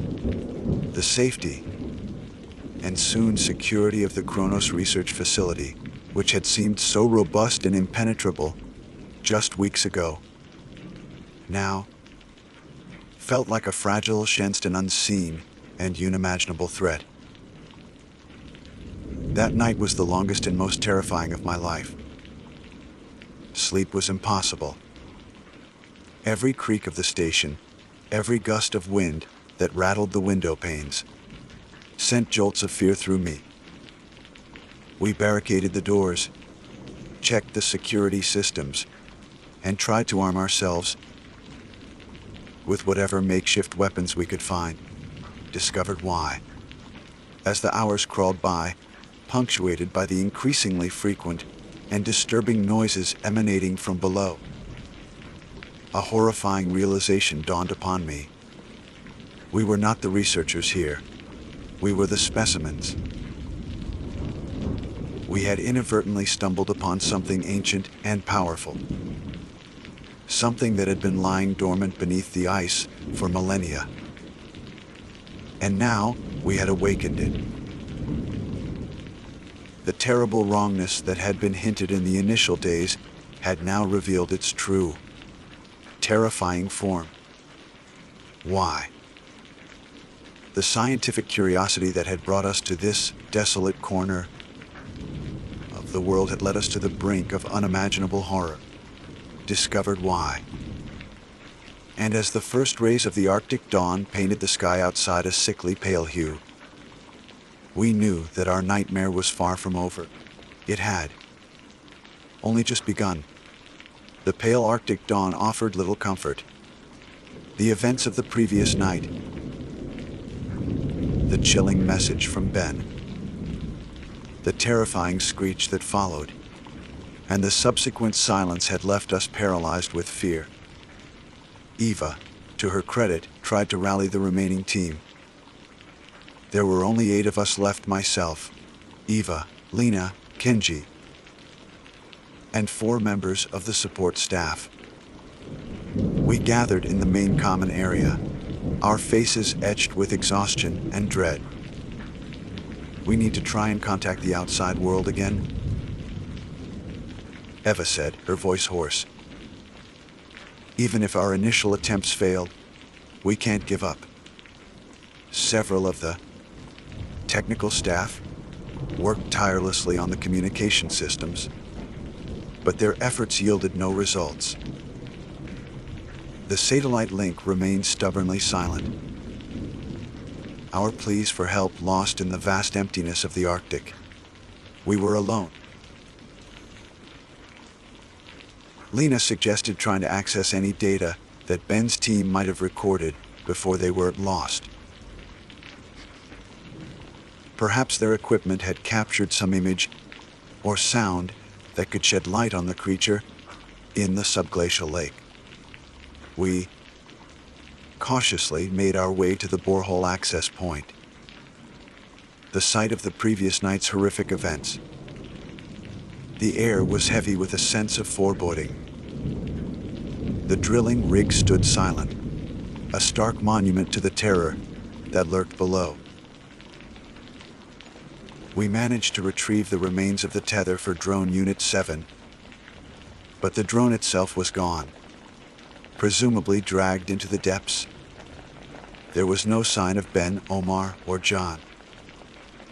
The only evidence of their fate was a patch of crimson stain on the ice near the borehole,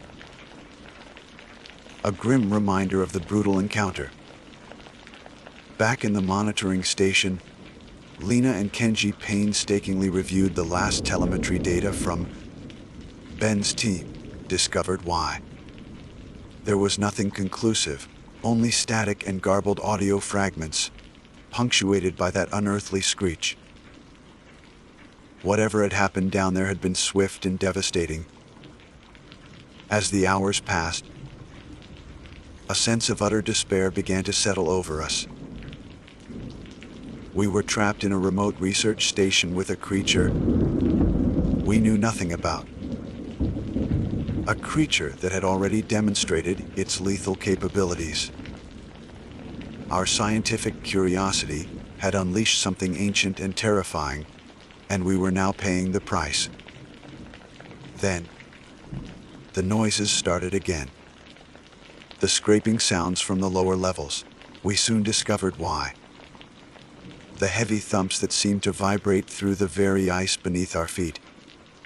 They were closer now, more insistent. Discovered. As if whatever was down there was becoming aware of our presence and was moving towards us. Panic surged through the remaining team. Some wanted to try and make a run for it, to brave the frozen wilderness in a desperate attempt to reach civilization. Discovered one. Others argued for barricading ourselves inside the station and hoping for a miraculous rescue. Eva tried to maintain order, but her authority was clearly waning in the face of such overwhelming terror. We were scientists, not soldiers. We were equipped to study the Arctic, not to fight against monstrous entities from beneath the ice. Kenji, ever the scientist, had a different idea. He had been studying the unusual filaments from the ice core, running tests and analyzing their strange properties. He theorized that they might have some form of bioluminescence, a way of generating light in the dark depths of the subglacial environment. If we could somehow replicate that light, he suggested, his voice trembling with a mixture of fear and excitement, maybe we could see what we're dealing with. It was a long shot, but it was the only proactive idea we had. Kenji, with Lena's help, began to work frantically in his laboratory, trying to synthesize a compound that would mimic the luminescence of the filaments. The rest of us huddled together. We soon discovered why. Listening to the increasingly loud and frequent noises, our hearts pounding in our chests. Just as Kenji announced that he had achieved a small, glowing sample of the synthesized compound, the power in the station flickered and died. The emergency generators failed to kick in this time. We were plunged into darkness. We soon discovered why. The only light source, Kenji's faint, eerie glow. A collective gasp of fear filled the air. The darkness seemed to embolden whatever was lurking in the depths. The scraping and thumping noises intensified, and we could now hear something else, a wet, dragging sound coming from the corridor outside. It's inside the station. Someone whispered, their voice choked with terror. We huddled together. Kenji's glowing sample held aloft like a beacon in the darkness. The dragging sound grew closer, and then we heard it, a low, guttural growl, followed by a series of sharp, clicking sounds. A section of the wall in the corridor buckled inwards, splintering with a sickening crack. A moment later, a monstrous shape tore through the weakened wall, filling the corridor with its immense bulk. The faint light from Kenji's sample illuminated it just enough for us to glimpse its horrifying form. It was vaguely humanoid, as I had briefly seen in the blizzard, but far larger and more grotesque. Its skin was pale and translucent, stretched taut over a skeletal frame. Its limbs were elongated and ended in sharp, claw-like appendages. Its head was elongated and featureless, save for a gaping maw filled with rows of needle-like teeth, too large, black, unblinking eyes that seemed to absorb all light. The creature let out another deafening screech, the same horrifying sound that Ben had uttered before his demise. Panic erupted. People screamed and scattered, desperate to escape the monstrous apparition. I found myself frozen in place, unable to tear my gaze away from the creature. Its eyes fixed on me, and I felt a primal terror grip my soul. It took a step towards me, its claws clicking on the metal floor. Eva, with a bravery I never knew she possessed, discovered why. Grabbed a fire extinguisher from the wall and discharged it at the creature's face. The cloud of white foam momentarily disoriented it, giving us a precious few seconds to react. "Run!" she screamed, shoving me towards a nearby laboratory. We scrambled inside, slamming the heavy door shut and locking it. The sounds of chows and screams echoed from the corridor outside. We could hear the creature thrashing and roaring, its fury palpable even through the thick metal door. Inside the lab, we were momentarily safe, but we knew it wouldn't last. The creature had already breached one wall. It wouldn't take long for it to break through the door. Lena and Kenji were frantically gathering whatever they could find that might be used as a weapon: scalpels, glassware, anything sharp or heavy. Eva was desperately trying to find another exit, but the laboratory was a dead end. The door began to shake violently as the creature outside slammed against it. The metal ground under the immense pressure. We knew our time was running out. Then Eva had an idea.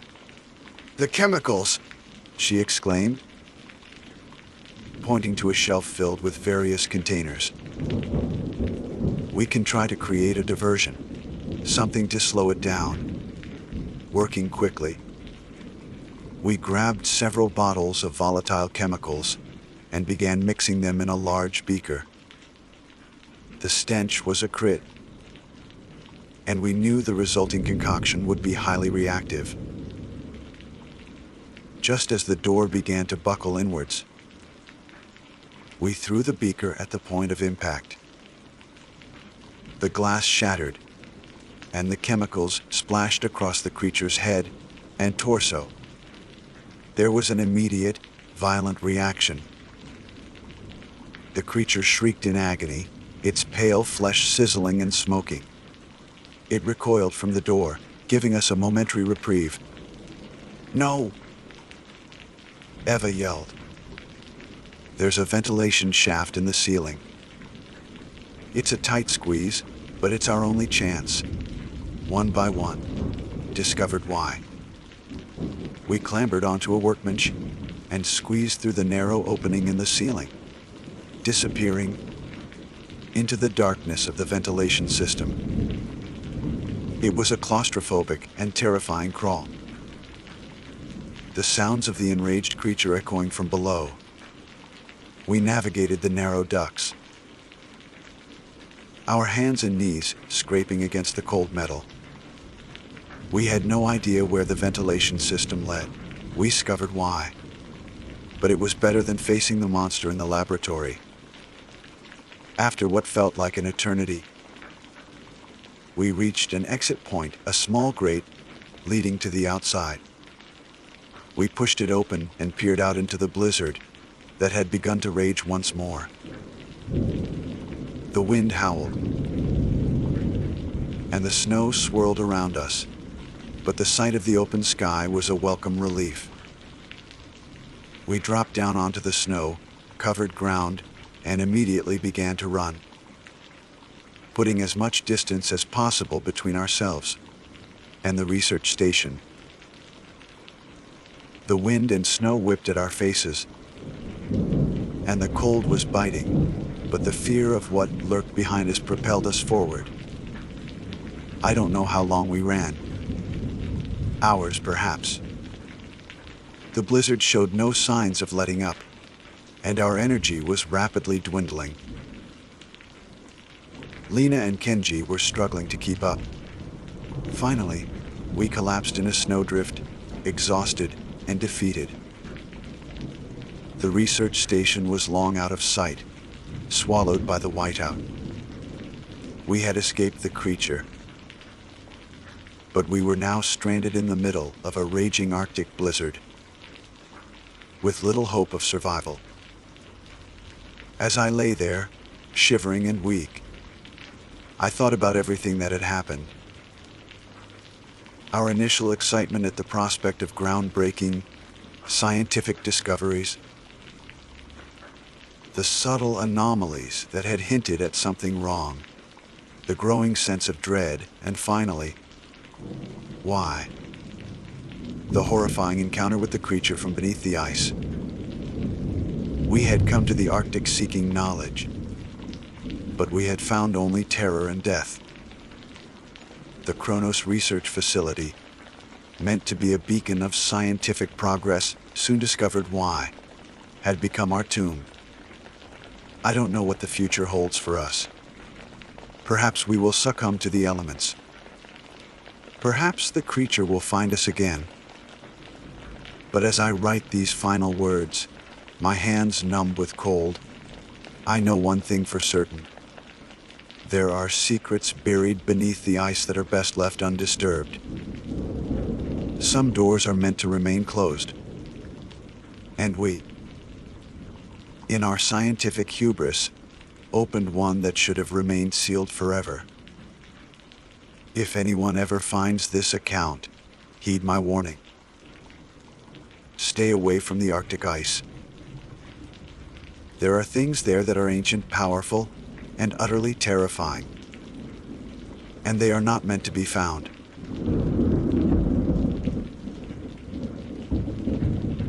My name is Elias Thorne, and the wolves weren't just at the door. They were halfway through the damn drywall, teeth bared, Eviction notice clutched in their metaphorical jaws. Rent was 3 months overdue. The credit card companies had started using words. Legal action.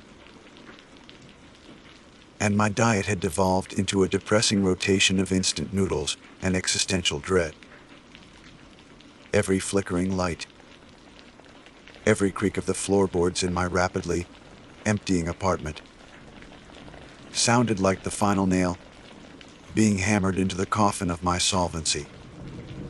I'd applied for everything: shelf, stacker, janitor, medical trial subject. Politely declined after reading the side effects waiver. Nothing. The city felt like a closed fist, and I was being squeezed out. It was during one particularly bleak 3 a.m. doom-scrolling session, illuminated by the cold, accusatory glow of my laptop screen, that I saw it. A banner ad, stark black text on a muted gray background, almost aggressively unassuming. A Nocturne Deliveries LLC Premium Night Shift Logistics. Amazon Associate. Excellent rates. Immediate start. Minimal qualifications required. It felt like a lifeline, albeit a slightly grimy one, tossed into the churning waters of my despair. Amazon Associate. Lent it a veneer of legitimacy, though. Nocturne Deliveries had a slightly off-kilter ring to it. But beggars, as they say, can't be choosers, and I was practically pandling for a paycheck. The application process was the strangest I'd ever encountered. It was entirely online, conducted through a series of text prompts on a bare-bones website that looked like it was designed in 1998. No resumes, no cover letters, no awkward Zoom interviews. Just my name, social security number, driver's license details, and a series of checkboxes affirming I could lift 50 pounds. Had a clean driving record, and was amenable to unconventional working hours. Within 10 minutes of hitting submit, a new message pinged. APLICI 10 ACFT'd. Report to Unit 7, Blackwood Industrial Park, 900 p.m. tomorrow for vehicle assignment and route manifest. Further instructions will be provided on site. No human interaction, no phone call, just cold, efficient text. The speed was unsettling, but the promise of excellent rate drowned out the quiet alarm bells. Blackwood Industrial Park was on the far, forgotten edge of the city, a place where businesses went to die. But I figured that was why the pay was good. Hazard, bonus for navigating urban decay. The next evening, under a sky the color of a fresh bruise, I found Unit 7. It was less a depot and more a gaping wound in a row of dilapidated warehouses. The roll-up door was half open, revealing a cavernous, dimly lit space that smelled faintly of ozone and something else, something metallic and vaguely unsettling, like old blood or rusted machinery. There were no fleets of gleaming vans, no bustling workers. Just a single, battered, dark graven parked in the center of the dusty concrete floor, and a silhouette of a man sitting at a rickety metal desk in the far corner, bathed in the sickly green light of a computer monitor. He didn't look up when I approached, just gestured with a lazy hand towards a datapad and a set of keys on the desk. "Thorne?" he rasped, his voice like gravel in a Summand mixer. I nodded. "Van's fueled. Datapad has your route. Rules are on the dash. Don't be late with returns." And that was it. No handshake, no welcome speak, no HR orientation. Why? The sheer impersonality of it was unnerving. It felt less like starting a job and more like being inducted into a clandestine operation, one that preferred its operatives to remain faceless and unquestioning. This lack of human oversight, I'd later realize, was a deliberate feature, not a bug, designed to isolate and ensure a certain kind of compliance. The van was an older model, its dark paint scuffed and peeling in places. The driver's seat was surprisingly comfortable, though, and the interior, while Spartan, was immaculately clean. Too clean, almost. Taped to the dashboard, right above the built-in GPS unit, was a laminated card, a little dog-eared at the corners. It was titled, in stark, no-nonsense block capitals, Nocturni Deliveries LLC, Operatonal Mandatus. I picked it up, a small, cynical smile playing on my lips. Every job had its overzealous middle manager, right? Some power tripper who loved the sound of their own rules. I started to read. No curne deliveries. LOC Operational Mandatus 1. All deliveries must be completed between 10 GERD p.m. and 60,000 a.m. No exceptions. The provided GPS is proprietary and must be followed without deviation, regardless of perceived inaccuracies. 3. Do not open the rear cargo doors if you hear breathing, scratching, or whispering from within. 4. Never attempt to deliver to any address designated House 6066 or any variation thereof. Return such packages to the depot at shift end, marked Undeliverable Route Anomaly. 5. If a package is visibly read or emits any audible hum, do not inspect its contents. Handle with extreme caution and prioritize its delivery sequence as per GPS. 6. Avoid direct eye contact with recipients at addresses not illuminated by standard street lighting. 7. If the vehicle's interior lights flicker more than 3 times consecutively, pull over immediately, exit the vehicle, and wait 5 minutes before re-entering. Do not look back at the van during this time. 8. Report any temporal or spatial distortions to dispatch using code protocol. Sigmund. Do not elaborate further. 9. Ensure all packages are scanned upon delivery. Failure to scan incurs penalties. 10. Do not engage in prolonged conversation with recipients. Efficiency is paramount. My smile faded as I read further down the list. Rules 1, 2, 9, and 10 were standard enough for a delivery gig, if a little strict. But 3, 4, 5, 6, 7, and 8, those were something else entirely. Don't open the back doors if you hear breathing. Never deliver to House 6066. Temporal or spatial distortions. I chuckled a dry, nervous sound. It had to be a prank, some elaborate hazing ritual for new drivers. Or maybe the previous driver had a very vivid imagination and a penchant for melodrama. The mix of the mundane with the utterly bizarre was unsettling. It was a clever way to make the truly strange rules seem almost palatable. A gradual slide into accepting the unacceptable. The datapad flickered to life, displaying my first route. The GPS, as per Rule 2, was already active, its map a stark, minimalist design. My first few deliveries were the kinds of places that only exist after midnight silent cul-de-sacs where every house was dark. Apartment buildings that loomed like concrete tombstones, and shadowy industrial were the only states. Signs of life were the feral cats darting through the gloom. Most recipients didn't answer the door. I left packages on damp stoops or in designated, safe places that looked anything but.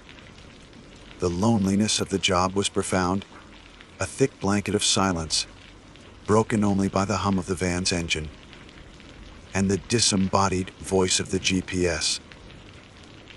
Then I saw it, tucked amongst a pile of standard brown Amazon boxes in the cargo bay, accessed.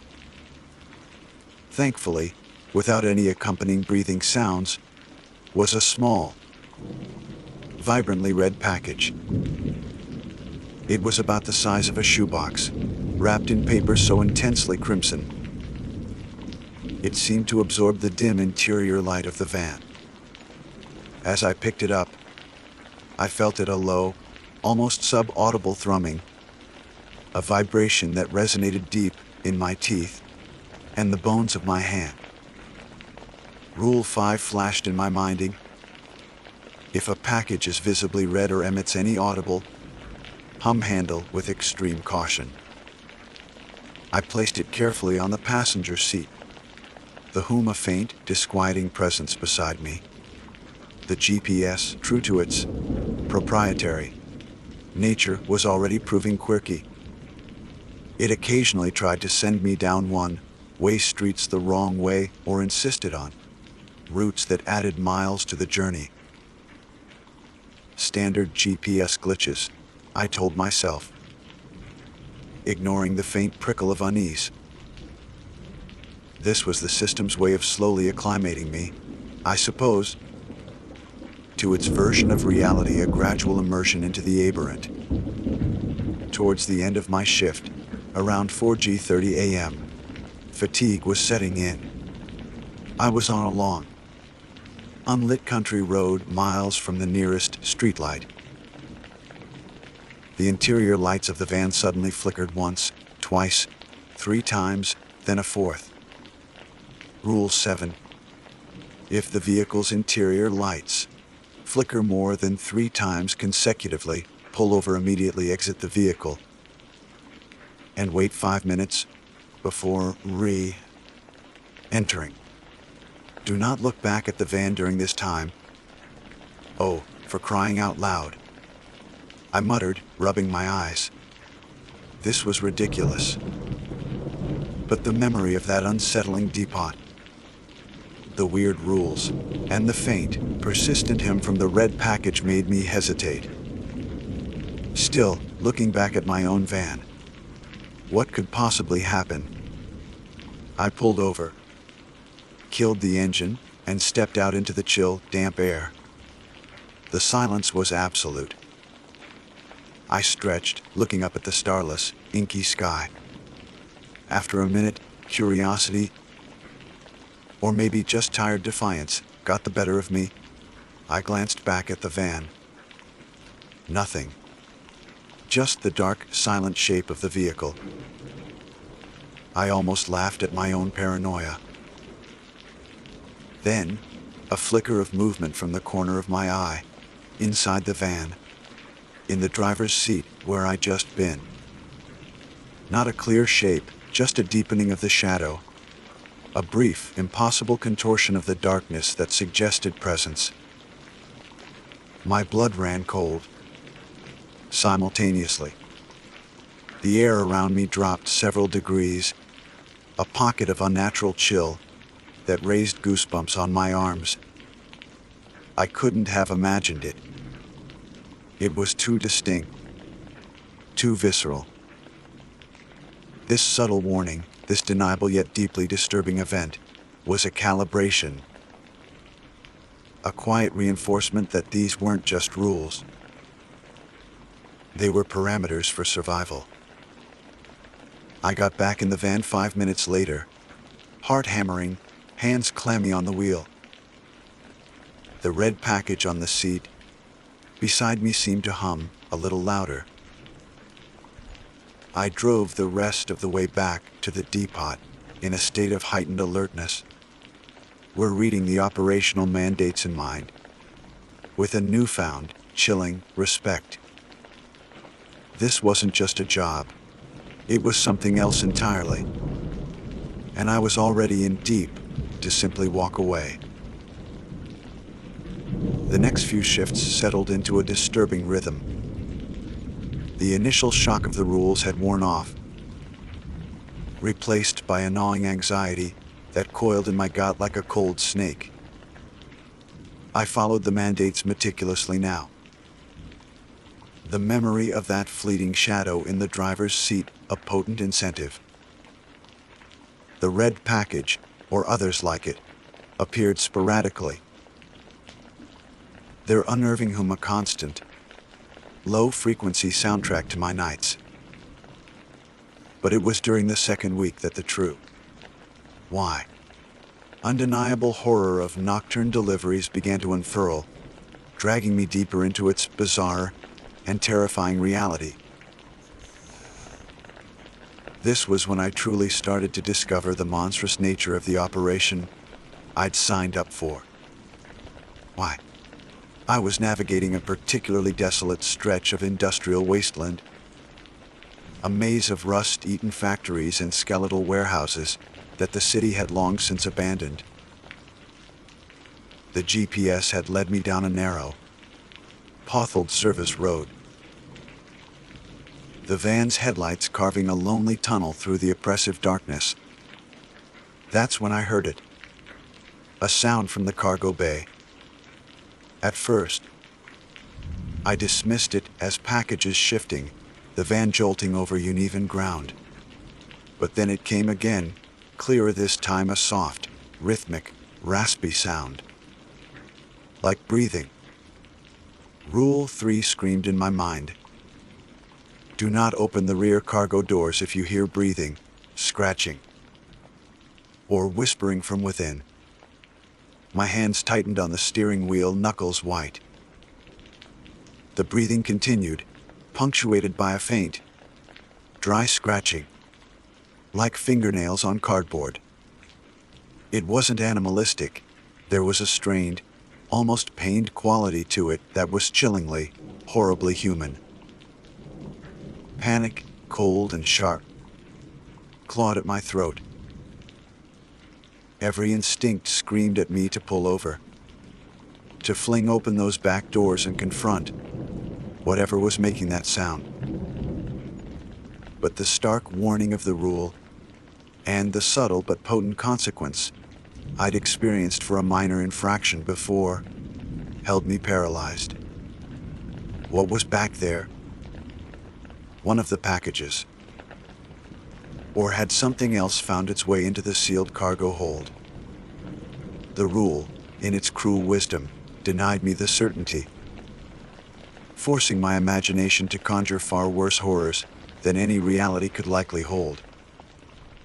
The van, once a refuge, now felt like a cage, and I was trapped inside with something unseen and unknown. The sounds eventually faded as I neared my next delivery point. But the silence that replaced them was somehow worse, pregnant with the unconfirmed. My sense of safety within the vehicle was shattered, replaced by a constant, thrumming paranoia. It was later that same shift, or perhaps the next, the nights were beginning to blur into a single, unending stretch of dread that the GPS truly went rogue. Rule 2. The provided GPS is proprietary and must be followed without deviation, regardless of perceived inaccuracies. I'd grown accustomed to its quirks, its illogical detours. But this was different. It directed me off a main highway, onto an unmarked exit, then onto a gravel road that quickly deteriorated into a dirt track, barely wide enough for the van. Towering, skeletal trees, unlike any I'd seen before, pressed in on either side, their branches like gnarled black fingers, scraping against the van's roof. The air grew heavy, unnaturally still, the usual chorus of nocturnal insects and distant traffic completely absent. It was a silence that felt manufactured, an oppressive vacuum. The GPS chimed, its synthesized voice unnervingly calm. Turn left. To my left was nothing but a dense, impenetrable wall of thorny undergrowth. Recalculating, it announced thing. Proceed straight. The track narrowed further, forcing me to slow to a crawl. The foliage here was wrong. The leaves of the bushes had a sickly, almost metallic sheen, and the few pale, fungal-looking flowers that dotted the path seemed to recoil as the van passed. The stars, when I could glimpse them through the canopy, seemed subtly out of place, their configurations unfamiliar, unsettling. Then, the GPS declared, "You have arrived at your destination." I stopped the van. I was in a small, circular clearing. There was no house, no building, not even a mailbox. Just a patch of barren earth, ringed by those alien-looking trees. The air was bitingly cold, carrying a faint, sharp scent like ozone or burnt metal. My phone had no signal. The datapad, however, indicated a delivery for this non-place. A small, plain brown box. I checked the label. No name, no address, just a series of symbols I didn't recognize. This wasn't just a wrong turn. This was somewhere else. A tier. In the fabric of the familiar world, a pocket dimension governed by its own alien logic. The company, with its Rule 8, temporal or spatial distortions, clearly knew such places existed. They weren't glitches, they were destinations. The terror of that uncharted clearing lingered. A cold knot in my stomach, as the GPS eventually guided me back towards something resembling civilization. But the respite was short-lived. Later, as I navigated a particularly run-down suburban area, the datapad pinged with an urgent updating. A new delivery added to my route, the address A13 Infernal Lane. My blood turned to ice. Infernal Lane. It was close enough. The GPS then clarified, its voice devoid of any inflection. Next delivering house 666. Rule 4G. Never attempt to deliver to any address designated house 6066 or any variation thereof. Return such packages to the depot at shift end, marked undeliverable, route anomaly. Yet, Rule 2 stating, the provided GPS is proprietary and must be followed without deviation.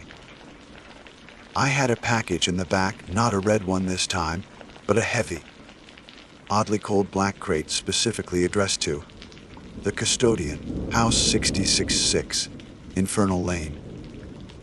A direct contradiction in my directives. A deliberate pressure point designed to test my obedience, or perhaps my sanity. The GPS was insistent, guiding me towards a street that, according to the faded map on my phone S, when I briefly got signal, shouldn't even exist.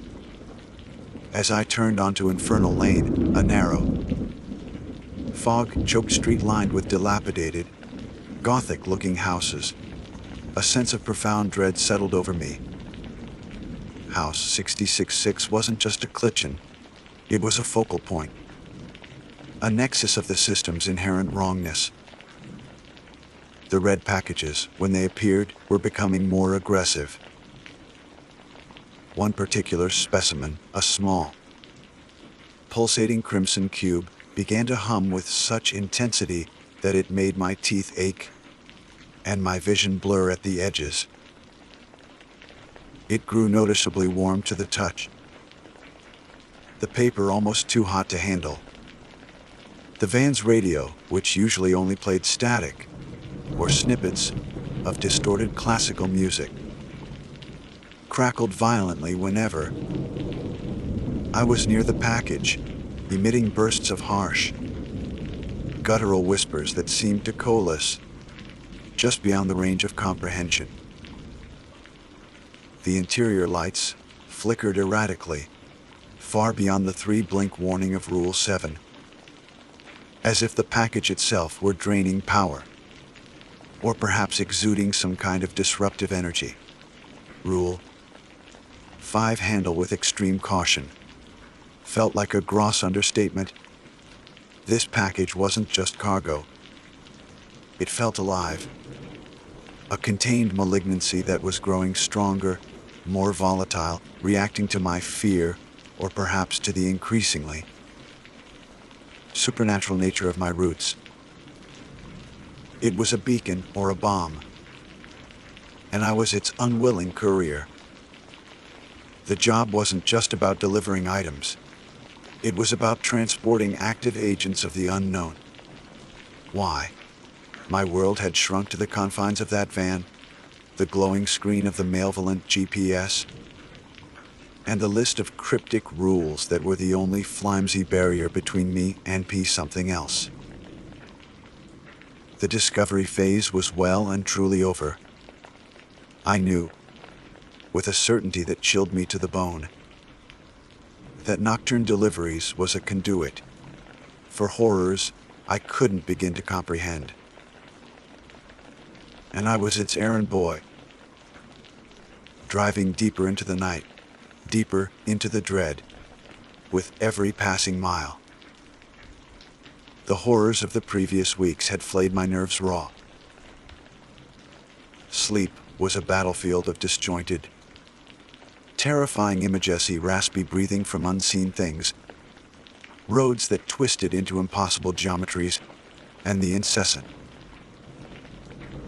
bone-deep hum of those damnable red packages. I knew, with a certainty that settled like ice in my marrow, that this wasn't just a job with weird rules. It was a descent. I had to get out. I had to talk to someone, anyone who could explain or, better yet, release me from this nocturnal torment. This was the point where, if this were any sane operation, I'd be confirming the monstrous reality to a supervisor, demanding answers. But Nocturne Deliveries, I was learning, operated far-eyed the bounds of sanity. My first attempt was dispatch. Rule 8 mentioned reporting, temporal or spatial, using Code Protocol to 7. After another terrifying detour into a place where the streetlights glowed with an unhealthy purple light, and shadows seemed to move with independent life, I keyed the code into the datapad's communication interface. The response was instantaneous, a cold, automated text: Sigma 7 logged. Maintain route integrity. Adherence to mandates is paramount. Deviations will incur penalties. No questions, no concern, just a chillingly detached acknowledgement. I tried sending a more direct message. Request MIT supervisor contact. Urgent Suffolk concurrence. The reply: all operatives are equipped to handle standard route variables. Consult mandates. Continue shift. Standard route variables. Breathing in the back. Non-existent locations. It was clear that dispatch was not a source of help, but another cog in the impersonal, uncaring machine. My next attempt was the depot. I finished a particularly harrowing shift early, the sun just beginning to bleed gray light into the eastern sky, and drove straight to Blackwood Industrial Park. Unit 7 was shuttered, the roll-up door firmly closed, padlocked. No lights within. No sign of the gravel-voiced man or any other personnel. It was as if the entire operation dematerialized with the dawn. I hammered on the door, shouting, my voice echoing uselessly in the deserted industrial park. Nothing. Later that day, I tried calling the number listed on the initial and only email I'd received. It went straight to a generic voicemailing. You have reached Nocturne Deliveries. All operatives are currently engaged. Please refer to your provided documentation. Desperate, I sent a formal resignation via the DataPad's messaging system, citing unsafe working conditions and contractual violations. The reply came within seconds, colder than any winter night. Contractual obligations eerie benign. Assets will be recovered INT high, VNOF UNIU horizon sasathan. Al outstanding deliveries must by complementing. Assets, that had to mean the van. But the tone implied something more. A veiled threat that beyond mere vehicle repossession. Financial ruin was one thing, I was already there. But the phrasing hinted at consequences far more severe. Consequences that might not be limited to the purely material. The contract I'd so blithely agreed to felt less like an employment agreement and more like an unbreakable, possibly supernatural, pact. Our Nocturne Deliveries wasn't a company, it was a trap, and its jaws were slowly closing. The price of disobedience, or even perceived misinterpretation, was becoming terrifyingly clear. My decision regarding House 6066 had been to follow Rule 4G. I marked the black crate. Undeliverable. Route anomaly. And returned it to the depot, leaving it outside the locked door, as there was no one to receive it. I'd expected a reprimand for failing a delivery. Instead, something new began. A presence.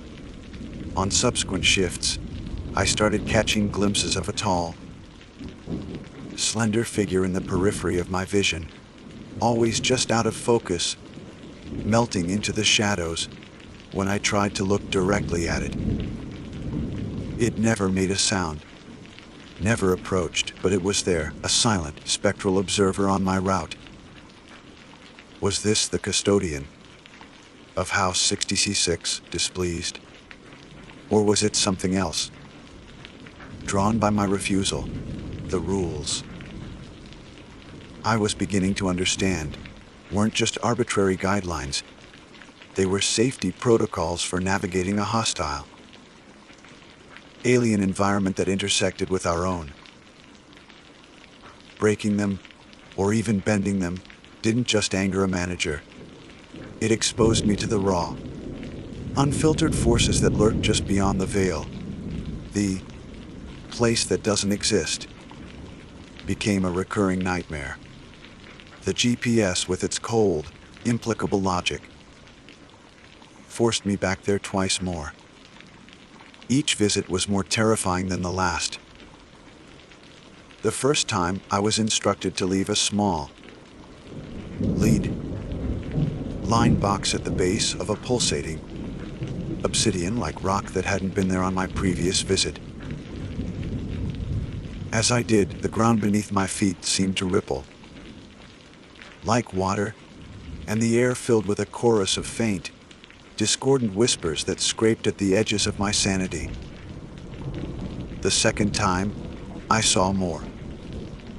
Fleeting outlines of impossible architecture shimmered in the unnatural twilight of the clearing towers that twisted at non-Euclidean angles, windows that glowed with an inner, malevolent light. Shadowy figures, taller and thinner than any human, moved with jerky, insectile grace in the periphery. Why? The red package I was carrying that night pulsed violently, its hum escalating to a painful shriek, as if reacting to the inherent wrongness of the location. This place wasn't an anomaly, it was a nexus, a hub for Nocturne's otherworldly operations. And I was just one of many unwilling couriers, forced to service its needs. My sanity felt like a fraying rope, stretched taut over an abyss of unreality. Driven by a desperate, clawing fear and an equally desperate need for answers, I finally broke Rule 5. I had a particularly active red package, a small, leather-bound book that vibrated intensely and emitted a faint, sickly sweet odor. The rule was expliciting: do not inspect its contents. But I couldn't bear the not knowing anymore. During a brief stop in a deserted alley, my hands shaking, I tried to pry open the book's tarnished silver clasp. The instant my fingers touched it, a searing pain shot up my arm, as if I'd grabbed a live wire. My vision exploded in a kaleidoscope of agonizingly bright colors, and a wave of nausea, so profound it buckled my knees, washed over me. The air in the van grew thick, suffocating, and the book itself let out a sound, not a hum, but a low, guttural snarl, like a cornered animal. I recoiled, gasping, the clasp still firmly shut.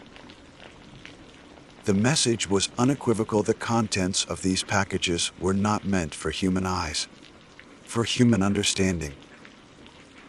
The rule wasn't company policy. It was a critical shield against things that could shatter a mind, or worse. The system wasn't just delivering parcels. It was trafficking in forbidden knowledge, in dangerous, sentient artifacts, and I was utterly, terrifyingly out of my depth. Some doors, I learned with brutal finality, were best left unopened. Some mysteries best left unsolved. My attempts to fight back, to understand, had only tightened the system's embrace, leaving me more trapped, more terrified than ever before. The final shift began like any other, with the familiar dread settling in my stomach as I collected the datapad and keys from the now perpetually empty depot. I need it. But there was an undercurrent of something else tonight, a palpable tension in the air, a sense that events were rushing towards a terrible culmination. The datapad displayed only one delivery for the entire night. The package was already in the van, on the passenger seat. It was the red leather-bound book from my disastrous attempt at investigation, its silver clasp gleaming malevolently in the dim light. Its hum was lower now, a deep, resonant thrum that seemed to vibrate the very frame of the vehicle, a predatory purr. This was it, the final route, the special delivery, the GPS activated. Its map an abstract crawl of unfamiliar symbols and pulsating lines. It guided me away from the city, not towards the desolate industrial parks or forgotten rural roads I'd grown accustomed to, but into a landscape that felt actively hostile, a nightmarish fusion of the place that doesn't exist and a grotesquely distorted version of reality. Twisted, skeletal trees clawed at the sky, their branches dripping a viscous black ichor. The road, if it could be called that, was a cracked, uneven ribbon of something that looked like cooled magma, glowing faintly with an internal, hellish light. Buildings, glimpsed through a perpetual, swirling fog, leaned at impossible angles, their windows like vacant eyes staring into nothingness. Multiple rules seemed to converge in a symphony of terror. The breathing sounds from the cargo bay returned, louder this time, accompanied by a frantic, desperate scratching, as if something were trying to claw its way out or in. The interior lights of the van began to flicker wildly, strobing between blinding brightness and absolute darkness, far exceeding the parameters of Rule 7. Through the strobing chaos, I saw the GPS display contoured, the route ahead dissolving into a vortex of screaming, digitized colors before resolving into a single stark instruction: Proside to OTHE, Conference. The air was thick with the smell of ozone sulfur, and that same sickly sweet scent from the Red Book, now overwhelmingly potent. This wasn't just a series of random obstacles. It felt orchestrated, a curated gauntlet designed to break me, or perhaps to prepare the package and myself for whatever lay ahead. The convergence was not a place, but an event horizon.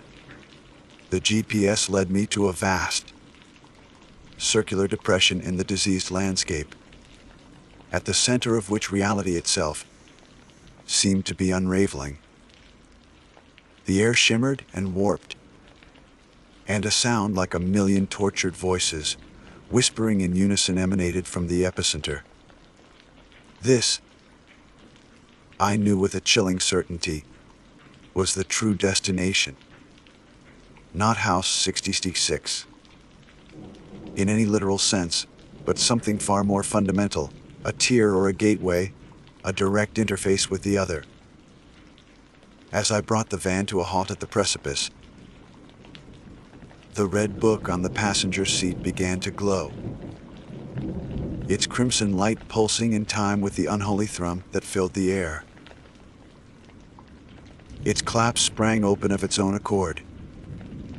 I didn't dare look at the pages. The recipient, if such a term could apply, was not a person or an entity in any recognizable form. It was the convergence itself. The datapad chimed, displaying a single instruction: find persistent TEOFERNG. My limbs moved as if controlled by an external force. I picked up the glowing, vibrating book. Its surface was now searingly hot. Yet I felt no pain, only a profound, soul-deep cold. I stumbled out of the van, towards the edge of the depression. The whispers intensified, coiling around me, promising oblivion and ecstasy in the same breath. As I held the book aloft, it was snatched from my hand by an unseen force, drawn into the swirling vortex at the center of the convergence. For a horrifying instant, the vortex cleared, and I saw something. Not a creature, not a machine, but a glimpse of an infinite, alien geometry. A consciousness so vast and indifferent it dwarfed all human comprehension. The red package, the book, was a key, a piece of data, or perhaps a spark of sentient energy being fed into this cosmic engine. Its purpose remained shrouded, but its delivery felt like a critical act in some incomprehensible, ongoing process that had little regard for humanity. The humming stopped. The silence that followed was a void, more terrifying than any sound. In that moment of terrible clarity, the rules, House 6066, nocturne deliveries, it all coalesced into a horrifying understanding. The rules weren't arbitrary. They were the thinnest of veils, desperate, flawed measures to navigate the fringes of a reality infested with cosmic predators and incomprehensible forces. House 666 wasn't a place of simple demonic evil, but a designation for these critical junctures, these points of direct interface, best avoided by the sane. Nocturne Deliveries was the intermediary, a system for servicing the needs of these vast, alien intelligences using disposable human agents like me as its unwitting couriers, protected only by a fragile list of mandates while navigating an existential minefield. The convergence subsided, the landscape slowly reasserting a semblance of its previous nightmarish form. The datapad was dark. The van, surprisingly, started. I don't know how I drove away from that place. I don't know how I found my way back to streets that appeared on actual maps. I never returned to the depot. I abandoned the van on a deserted street, keys in the ignition. I walked away and never looked back. I am changed. The world looks different now, thinner, its mundane surface barely concealing the seething, alien realities beneath. Sometimes, late at night, I think I hear a faint hum, feel a subtle vibration in the floorboards, and the old dread returns, cold and absolute. I don't know if Nocturne Deliveries is still out there, recruiting other desperate souls for its special deliveries. I don't know what happened to the Red Book, or what it's offering, unleashed or placated. I only know that I touched the void, and a part of me never came back. I write this now, not as a warning, because warning can truly prepare you for such things, but as a testament to the shadows that hunger just beyond our understanding, and the terrifyingly thin line between our world and theirs. Sometimes, we soon discovered why. I still check the online job boards, half expecting to see that stark, unassuming ad. Nocturne Deliveries LLC immediate start.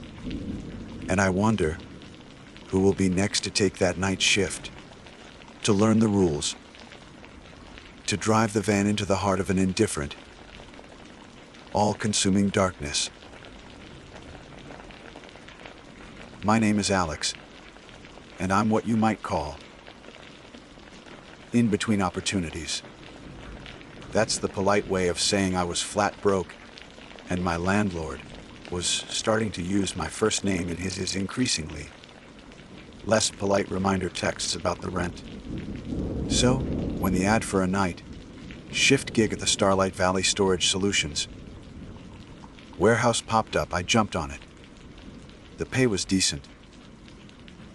The hours meant I wouldn't have to see too many people, which, honestly, was a plus after my last customer service disaster. And they were hiring immediately. No experience necessary. Just a pulse and a willingness to be surrounded by other people's forgotten junk from 10 p.m. to 6 a.m. Seemed perfect. The warehouse itself was a beast. Located on the outskirts of town, where the streetlights got shy and the woods started to creep in, it loomed like a giant, corrugated metal, toned to the weak glow of a couple of sputtering floodlights. My interview was a 5-minute chat with a guy named Henderson, whose face looked like it had been slept on for a week. He mostly just grunted and handed me a flimsy ID badge and a set of keys that jangled like a jailer's. Lock up tight when you leave. Don't touch what ain't yours. Stay awake. That was the extent of my training. The first few nights were quiet. Eerily so. Warehouses are big, empty, sounding places by nature. But this one had a particular brand of silence that felt heavy, like a blanket smothering any normal noise. My job was simple: patrol the aisles, make sure all the unit doors were secure, and generally be a warm body on site. The aisles were long, cavernous rows stacked high with metal roll, up doors, each marked with a faded number. Some were pristine, others dented and scratched. Behind each one, someone's life was packed away in boxes and bubble wrap. The only sounds were the hum of the ancient fluorescent lights overhead, a constant, low-level thrum that vibrated in my teeth, and the squeak of my own sneakers on the polished concrete floor. Sometimes, a light would flicker erratically in a distant aisle, casting dancing, distorted shadows that played tricks on my eyes. I'd tell myself it was just bad wiring. This place was old. Old places had quirks. But then, other little things started to niggle at the edge of my perception. There was a smell in aisle 12, near the back corner. It wasn't a bad smell, not like rot or chemicals. It was sweet. Almost like overripe fruit, but with a faint, metallic tang underneath. I only ever caught whiffs of it, and never when I was looking for it. I'd walk down aisle 12, nothing. Then, later, walking past the entrance to it, the scent would drift out for a second, then vanish. And the cold spots. Random, isolated pockets of air that were a good 10 degrees colder than the rest of the warehouse. No drafts, no open vents. Just a sudden, prickling chill that would raise goosebumps on my arms before I walked out of it a few steps later. I started to map them in my head. One was always by Unit 347. Another tended to hover at the intersection of aisles 7 and 8. I tried to rationalize it all. Old building, poor insulation, weird air currents. My brain was good at supplying logical explanations, probably because the alternative was less palatable. One night, about a week in, I was doing my rounds. Flashlight beam cutting a swath through the gloom. Henderson was too cheap to keep all the aisle lights on. I passed Unit 218, a big double unit. I'd checked it on my first patrol. The heavy steel latch was down, secured with a standard padlock. Now, as my light skimmed over it, I saw the latch was up. Not open, just unlatched. The padlock still hung there, locked. But the latch itself was raised a good 6 inches. My heart gave a little thump. Had I missed it earlier? I was tired, sure, but I was usually methodical. I pushed the heavy latch back down, the clang echoing unnaturally loud in the silence. I made a mental note. Double-check 218 on the next round. Later, I found a piece of paper on the floor in aisle 4.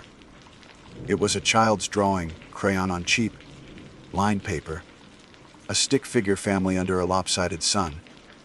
Nothing inherently creepy about that, except it was pristine. No dust, no footprints. No creases like it had been dropped and forgotten. It looked like it had been placed there, carefully, just moments before. I picked it up, a weird feeling crawling up my spine. There were no units in aisle 4 that looked that belonged to a family. With young kids, most were commercial storage. Judging by the logos I'd glimpsed on boxes during Henderson's initial, cursory tour, I tucked the drawing into my pocket, telling myself a kid must have dropped it during the day. But the warehouse was supposedly locked and alarmed after 6 p.m., and I was the only one with keys to the main building during my shift. The wrongness, as I started to call it in my head, was subtle. Like a radio station slightly out of tune, playing a familiar song with just enough distortion to make it unsettling. Tonight, though, it felt different, sharper. I was in the small, grimy office Henderson called the security hub, basically a desk, a chair that leaned precariously to one side, and a wall of dead CCTV monitors. I was making notes in the logbook, the scratching of my pen the loudest sound for miles. Then I heard it, a whisper. It was faint, so faint I thought I'd imagined it. Maybe the hum of the lights playing tricks again. I held my breath, listening. Silence. Then, again, closer this time, seeming to come from just outside the office door. It wasn't words, not that I could make out. More like a sigh, or someone drawing a slow, raspy breath. My skin went cold. I wasn't armed. Henderson had laughed when I asked about that. Who's gonna rob a warehouse full of dusty sofas, Alex? My only weapon was a heavy-duty maglite. I grabbed it, my palms suddenly sweaty, and stood up slowly. The office door was thin particle board. It had a small, grimy window at eye level. I crept towards it, my sneakers suddenly feeling like lead weights. I told myself it was the wind, a draft, anything. I peered through the window. The main corridor outside was dimly lit by the emergency exit signs, casting long, eerie green shadows. Empty. Silent. Then, from the end of the corridor, from the deep darkness where Azel 1 started, I saw movement. Not a person. It was too low to the ground. A shadow. Darker than the others, detaching itself from the gloom at the base of the shelving units. It slid, rather than walked. A patch of concentrated blackness, about the size of a large dog, but shapeless. It moved with an unnatural smoothness, silent and fluid, like spilled ink flowing across the concrete. It wasn't coming towards me. It was moving parallel to the office, down the main thoroughfare, heading towards the loading docks at the far end of the building. I stood frozen. The maglite clutched in a death grip. My breath caught in my throat. What in the absolute hell was that? An animal? A trick of the light? My overtired brain finally snapping. It reached the end of the corridor and melted into the deeper shadows around the loading bay doors, and was gone. The silence it left behind was more profound, more terrifying than any noise. The hum of the lights now sounded like a scream. I stayed glued to that window for what felt like an hour, heart hammering against my ribs. I don't know what I saw, but the wrongness of Starlight Valley Storage Solutions wasn't just in my head anymore. It was real, and it was moving. The image of that sliding, shapeless shadow was burned into my retinas. I spent the rest of that night jumping at every flicker of the lights, every creak of the building settling. Sleep was out of the question when I got home. I just sat on my couch, staring at the wall, the maglite still in my hand until the sun came up. I almost didn't go back. Almost. But the rent wasn't going to pay itself. And the thought of explaining to Henderson why I was quitting after a week, without a more concrete reason than I saw a scary shadow, was somehow almost as daunting as facing whatever lurked in that warehouse. So, I went back, armed with a fresh dose of caffeine and a deeply unhealthy level of anxiety. I clocked in. The first few hours of the next shift were almost disappointingly normal. The silence was still heavy. The lights still hummed their off-key tune, but no whispers, no unexplained cold spots, no animate darkness. I started to wonder if I had just been overtired, if my mind had played a cruel trick on me. Then I got to Ale 12. The sweet, metallic smell was back, stronger this time, almost cloying. It seemed to cling to the air, thicker than usual, and with it, a coldness that sank right into my bones, far more intense than the fleeting cold spots I'd noticed before. It was as if the entire Isle had become a walk-in freezer. I hesitated, my breath pluming in front of me. This wasn't just a quirk of the building. This was active. I forced myself to walk down the aisle, flashlight beam cutting through the sudden mist my breath was creating. Halfway down, I saw it. Another child's drawing, lying face up on the concrete. This one was different. Still crayon, still the same cheap, lined paper, but the stick figures were contorted, their limbs bent at unnatural angles. The lopsided sun from the first drawing was still there, but it was black, and red crayon tears streamed from its single wide eye. A shiver traced its way down my spine. This wasn't random. This felt like a message. As I reached to pick it up, I heard a faint scraping sound from further down the aisle, from the deep shadows near the back wall. My head snapped up, heart hammering. "Hello," I called out, my voice embarrassingly shaky. Silence. Just the hum of the lights, which suddenly seemed to pulse with the smell and the cold. I backed away slowly, leaving the drawing where it lay. The rest of my patrol was on high alert. Every shadow seemed to deepen. Every distant noise sounded like a footstep. I found myself checking over my shoulder constantly. The feeling of being watched, which had been a vague unease before, was now a suffocating certainty. Unit 218. I'd almost managed to convince myself I'd been mistaken about the latch. But as I approached it, I saw the heavy steel bar was raised again. Not just a few inches this time. It was standing almost vertically, the padlock still dangling from it. Locked tight. It was impossible. That latch was heavy. It wouldn't just spring up on its own. Someone, or something, had to have lifted it. My blood ran cold. This wasn't just a faulty latch. This was deliberate.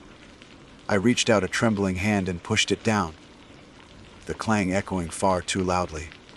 As it settled, I heard a soft thud from inside the unit, like something heavy had been leaning against the door and had fallen back when I secured it. I should have left it. I should have run to the office, called Henderson, who probably wouldn't have answered or cared, or just walked out and never come back. But a morbid, terrified curiosity had taken root, and a part of me, the part that desperately needed this job, still clung to the hope that there was a rational explanation, a prank, anything but what my gut was screaming at me.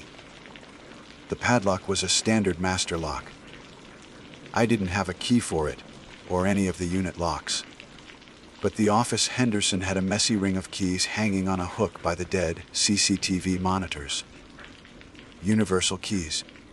Master keys for emergencies. It was a long shot. Back in the relative safety of the office, I scanned the key ring. Most were clearly for building doors, but a few smaller. Brassiere keys looked like they could be for padlocks. My hands were shaking so badly it took me 3 tries to get the most promising one off the ring. Returning to Unit 218 felt like walking to my own execution. The air around it was still, no particular coldness, no strange smells. Just that heavy, oppressive silence. The key slid into the padlock, it turned. My breath hitched. The lock clicked open, slowly. Heart pounding a frantic rhythm against my ribs, I lifted the roll-up door. It was heavy, groaning in protest. I only lifted it a couple of feet, enough to peer underneath with my maglite. At first, all I saw were dusty boxes, old furniture draped in white sheets, the usual forgotten detritus of people's lives. Then my light fell on something in the center of the unit. A small, child-sized wooden chair. And sitting on it, facing away from me, was a doll, a porcelain doll with blonde ringlets and a frilly blue dress. There was nothing inherently terrifying about it, yet every instinct screamed at me to slam the door and run. As I held the light steady, I saw it, a dark stain on the concrete floor around the chair's legs, and something else, a faint, almost inaudible sound, a tiny, rhythmic creaking. The doll's head was slowly, almost imperceptibly turning. I didn't wait to see its face. I dropped the door with a crash that shook the aisle, fumbled the padlock back on, and scrambled away, my breath coming in ragged gasps. Rationality had officially left the building. That thing, whatever it was not normal. I made it back to the office, my legs feeling like jelly. I slumped into Henderson's lopsided chair, trying to get my breathing under control. The wrongness wasn't just a feeling anymore. It was interacting. It was reacting to me. That's when I noticed the logbook. It was an old, battered ledger, left open on the corner of the desk, a cheap pen lying beside it. I hadn't paid it much attention before, assuming it was just for noting routine checks. But now, desperate for any kind of explanation, any context for the madness I was experiencing, I pulled it closer. Most of the entries were mundane. Night shift, all secure. JM, night shift. ISIL 6 light out, reported. JM. Then, about 3 months back, the handwriting changed. Sloppier, more hurried. Night shift. Cold spots again. Smell in 12 is worse. Heard the whispering. MR, my eyes scanned down. Night shift. It moved the latch on 218. I didn't open it. I won't. MR, night shift. Found another drawing. They're getting angry. It knows I'm here. MR. The entries became more erratic. The handwriting almost a scrawl. Boners to Moes pars. Duen Gio or ASLF 12 AFTR 3 MMVAR Open 218. IT 1's OT. IT 1's FREND. The last entry from NR was a week later. It was just 2 words written in shaky, barely legible letters. It's smiling. Below that, nothing. The next page was blank. Then Henderson's neat, board entries began a few days later. A cold dread, deeper than any I'd felt before, settled over me. MR, what happened to MR? The whispers, the smiling, my gaze drifted to the clock on the wall. 2:58 a.m. Aisle 12. After 3 a.m. A new sound cut through the hum of the office. A soft, dragging noise coming from the main corridor, like something heavy being pulled across the concrete. And with it, a faint, sweet, metallic scent seeping under the office door. The dragging noise was getting closer. The sweet, metallic scent, now mixed with something else, something like burnt sugar and damp earth, was so thick I could almost taste it. My heart hammered against my ribs, a frantic drumbeat against the encroaching dread. The clock on the wall ticked, each second an eternity. 2:59 a.m. The logbook lay open, MR's frantic scrawl a testament to a terror I was only just beginning to comprehend. Dion in the area ASLE 12 AFTR 3 AM, Envido Pui 18, ITYN SOU, ITYN FREND. The dragging stopped right outside the office door. I held my breath, clutching the maglite so tightly my knuckles were white. Silence. Then, a soft, wet thump against the particle board, as if something heavy and yielding had been leaned against it. My eyes darted to the grimy window. Nothing. The clock ticked over. 300 a.m. A sound, entirely new and utterly horrifying, split the silence. It wasn't a whisper, not a drag, not a thump. It was a giggle.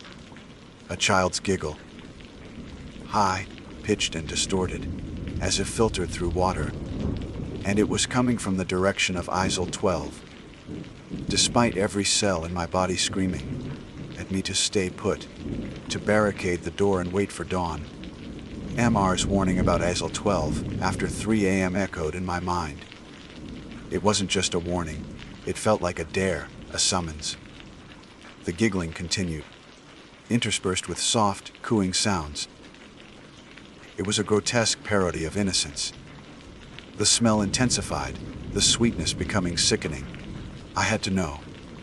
Or maybe, some darker part of me, the part that had opened Unit 218, needed to know. I crept to the door, eased it open a crack. The main corridor was empty, bathed in the sickly green emergency lights. The dragging sound was gone. The presence outside the door vanished. But the giggling from aisle 12 was clearer now, beckoning. My feet moved before my brain could fully process the stupidity of my actions. I found myself walking towards ISIL 12, the maglite beam trembling in my hand. The cold that had previously clung to the eisel was now a palpable, biting frost. Mist curled from my mouth with every breath. The entrance to eisel 12 was a gaping maw of darkness. The giggling was louder here, echoing off the towering shelves. "Come play," a small voice lisped, the sound seeming to emanate from the very air around me. I stepped in.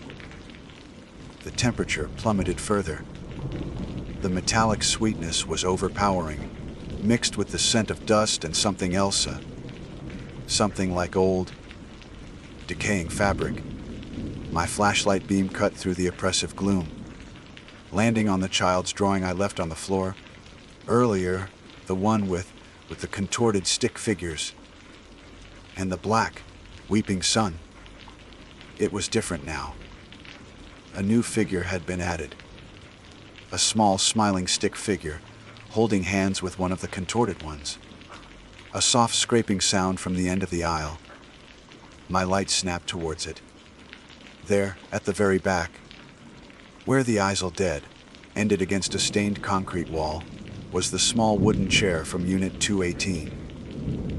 And the doll was in it. It was facing me this time. Its porcelain face was cracked, a network of fine lines spreading from one vacant blue eye. Its blonde ringlets were matted and dull. But the most horrifying thing was its mouth.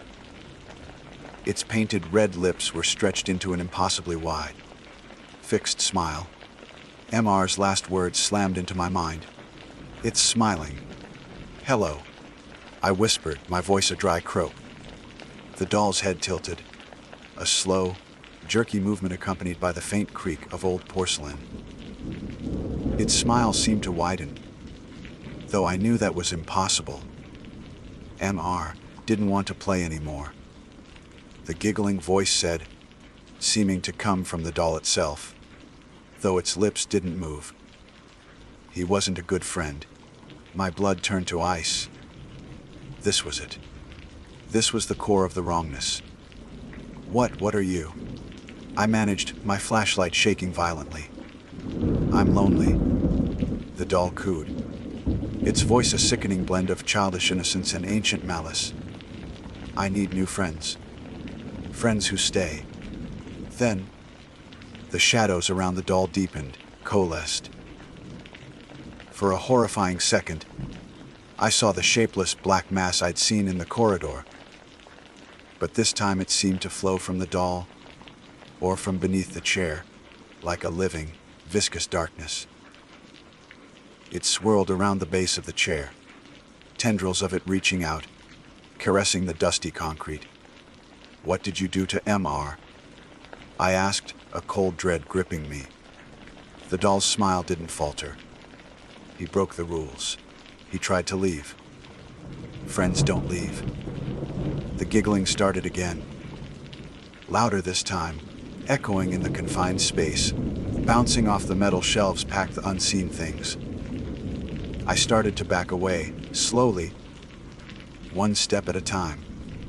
My heel bumped against a loose box. It skittered, the sound deafening in the charged silence that followed the giggles. The doll's head snapped towards the sound, its one good eye seeming to fix on me with an intensity that was terrifyingly alive. The smile remained, but the atmosphere shifted, became charged with a palpable menace. "You opened the door," it whispered, the childish lisp gone, replaced by a dry, rasping sound that scraped at my nerves. "You looked inside. You're curious. Curious friends are the best friends." The shadows around it pulsed. The temperature dropped again, and I could feel the moisture in the air crystallizing on my skin.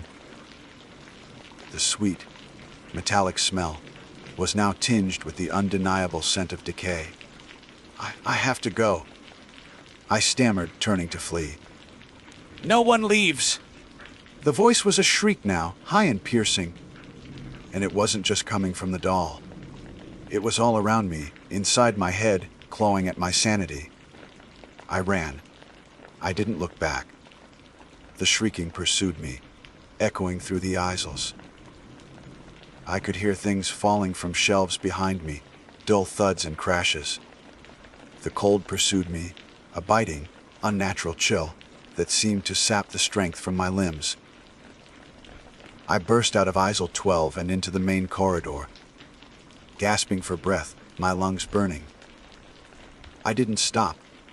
I ran for the office, slammed the door, and fumbled with the lock, my hands slick with sweat. Locked. Safe. No. Nowhere in this warehouse felt safe. I collapsed into the chair, shaking uncontrollably. The shrieking had stopped, but the silence that replaced it was heavy with an unspoken threat. I looked at the clock. 3:07 a.m. It felt like I'd been in aisle 12 for an eternity. My eyes fell on the logbook again. MR's warnings. His descent into terror. I understood now. I understood the desperate scrawl, the fear that bled through the ink. Then, I noticed something new. On the page after MR's final, chilling entry, a new drawing had appeared. It wasn't there before, I was sure of it. It was a crude crayon drawing of a stick figure me, I assumed. Given the terrified expression and the flashlight in its hand, standing before a smiling doll on a chair. And next to my stick figure, another, smaller stick figure had been drawn, holding its hand. This new figure was also smiling, a wide, vacant, porcelain smile. Below the drawing, a single, shaky word was written in red crayon, friend. This was the point of no return. I hadn't just witnessed the horror. It had acknowledged me, interacted with me, claimed me in some grotesque way. The wrongness wasn't just in the warehouse, it was focused on me. I had looked into the abyss, and the abyss had drawn me a picture. The consequence of my curiosity, of opening Unit 218, of venturing into aisle 12 after 3 a.m., was that I was now part of its story. The sweet, metallic smell, fainter now but still present, began to seep under the office door again. And with it, the soft, almost inaudible sound of something small, something light, being dragged across the concrete. Coming closer. The dragging sound, soft and insidious, was right outside the office door again. Friend. The word in red crayon burned in my vision. I was trapped. The flimsy lock on the office door felt as substantial as wet paper against whatever was out there. The sweet, cloying smell of decay and something else, something like burnt sugar and old metal, was a suffocating presence. My mind raced. A chaotic jumble of MR's warnings, the doll's impossible smile, and the chilling implication of that final drawing. It wanted a friend. It thought I was its new friend. The previous friend. MR had tried to leave, and whatever happened to him was clearly horrific. Escape. That was the only thought that cut through the terror. I couldn't stay here until 6 a.m. I wouldn't last. The dragging stopped. A tiny, almost playful tap came at the door. Then another, like a child wanting attention. My eyes darted around the small office. There was a window, high up, facing the outside. It was small, probably reinforced, but it was the only other way out. The main corridor was a death trap. I grabbed Henderson's rickety chair, my movements jerky and uncoordinated. The tapping continued, a little more insistent now. I slammed the chair against the wall beneath the window, climbed onto its wobbling seat, and reached for the latch. It was stiff, painted over multiple times. My fingers fumbled, slick with sweat. A louder thump at the door. The particle board shuddered. The window latch finally gave with a rusty shriek. I pushed the window outwards. It opened onto the dark, overgrown area at the back of the warehouse, where the woods pressed in. Freedom, or at least a chance. Another heavy blow landed on the door, splintering the wood around the lock. I scrambled, half climbing, half falling through the narrow opening, scraping my side painfully. I landed hard on the damp earth outside, the fall knocking the wind from my lungs. The maglite clattered beside me. I snatched it up, ignoring the pain, and pushed myself to my feet. Behind me, from inside the office, came a sound that wasn't a giggle or a whisper. It was a screech of pure, unadulterated rage, high-pitched and inhuman, followed by the violent splintering of the office door. I didn't look back. I ran. I crashed through the undergrowth, branches whipping at my face, the maglite beam bouncing erratically, illuminating a terrifying, shifting world of trees and shadows. The sounds from the warehouse faded, replaced by the pounding of my own heart and the ragged gasps tearing from my throat. I ran until my lungs burned and my legs screamed, until I stumbled out onto the deserted access road. I didn't stop running until I reached the main road, the one with the sparse, lonely streetlights. I flagged down the first car that came along, a beat-up pickup truck driven by a startled-looking elderly man. I must have looked like a madman wild-eyed, covered in dirt and scratches, babbling about something in the warehouse. He didn't ask many questions, just drove me into town and dropped me near the police station. I never went back to Starlight Valley Storage Solutions. I couldn't. I called Henderson from a payphone the next day, my voice still shaking, and told him I quit. I didn't give him the real reason. What could I say? That the warehouse was haunted by a malevolent, doll-obsessed entity that collected friends. He'd have laughed, then probably charged me for the broken office door. The police. I thought about it. I even walked to the station. But what would I tell them? I had no proof. Just a wild story and a child's drawing that I'd somehow lost in my panicked flight. They'd think I was crazy or on drugs. MR had probably tried to tell someone. Look where it got him. The fear, though, that's the part that never really left. It's a cold knot in my stomach that tightens whenever I see an old doll in a thrift store, or when I catch a whiff of something overly sweet and metallic. For weeks after, I slept with the lights on, jumping at every creak and shadow. I'd wake up in a cold sweat, the image of that smiling doll, its cracked face and dead eyes, seared into my memory. Sometimes I wonder about MR.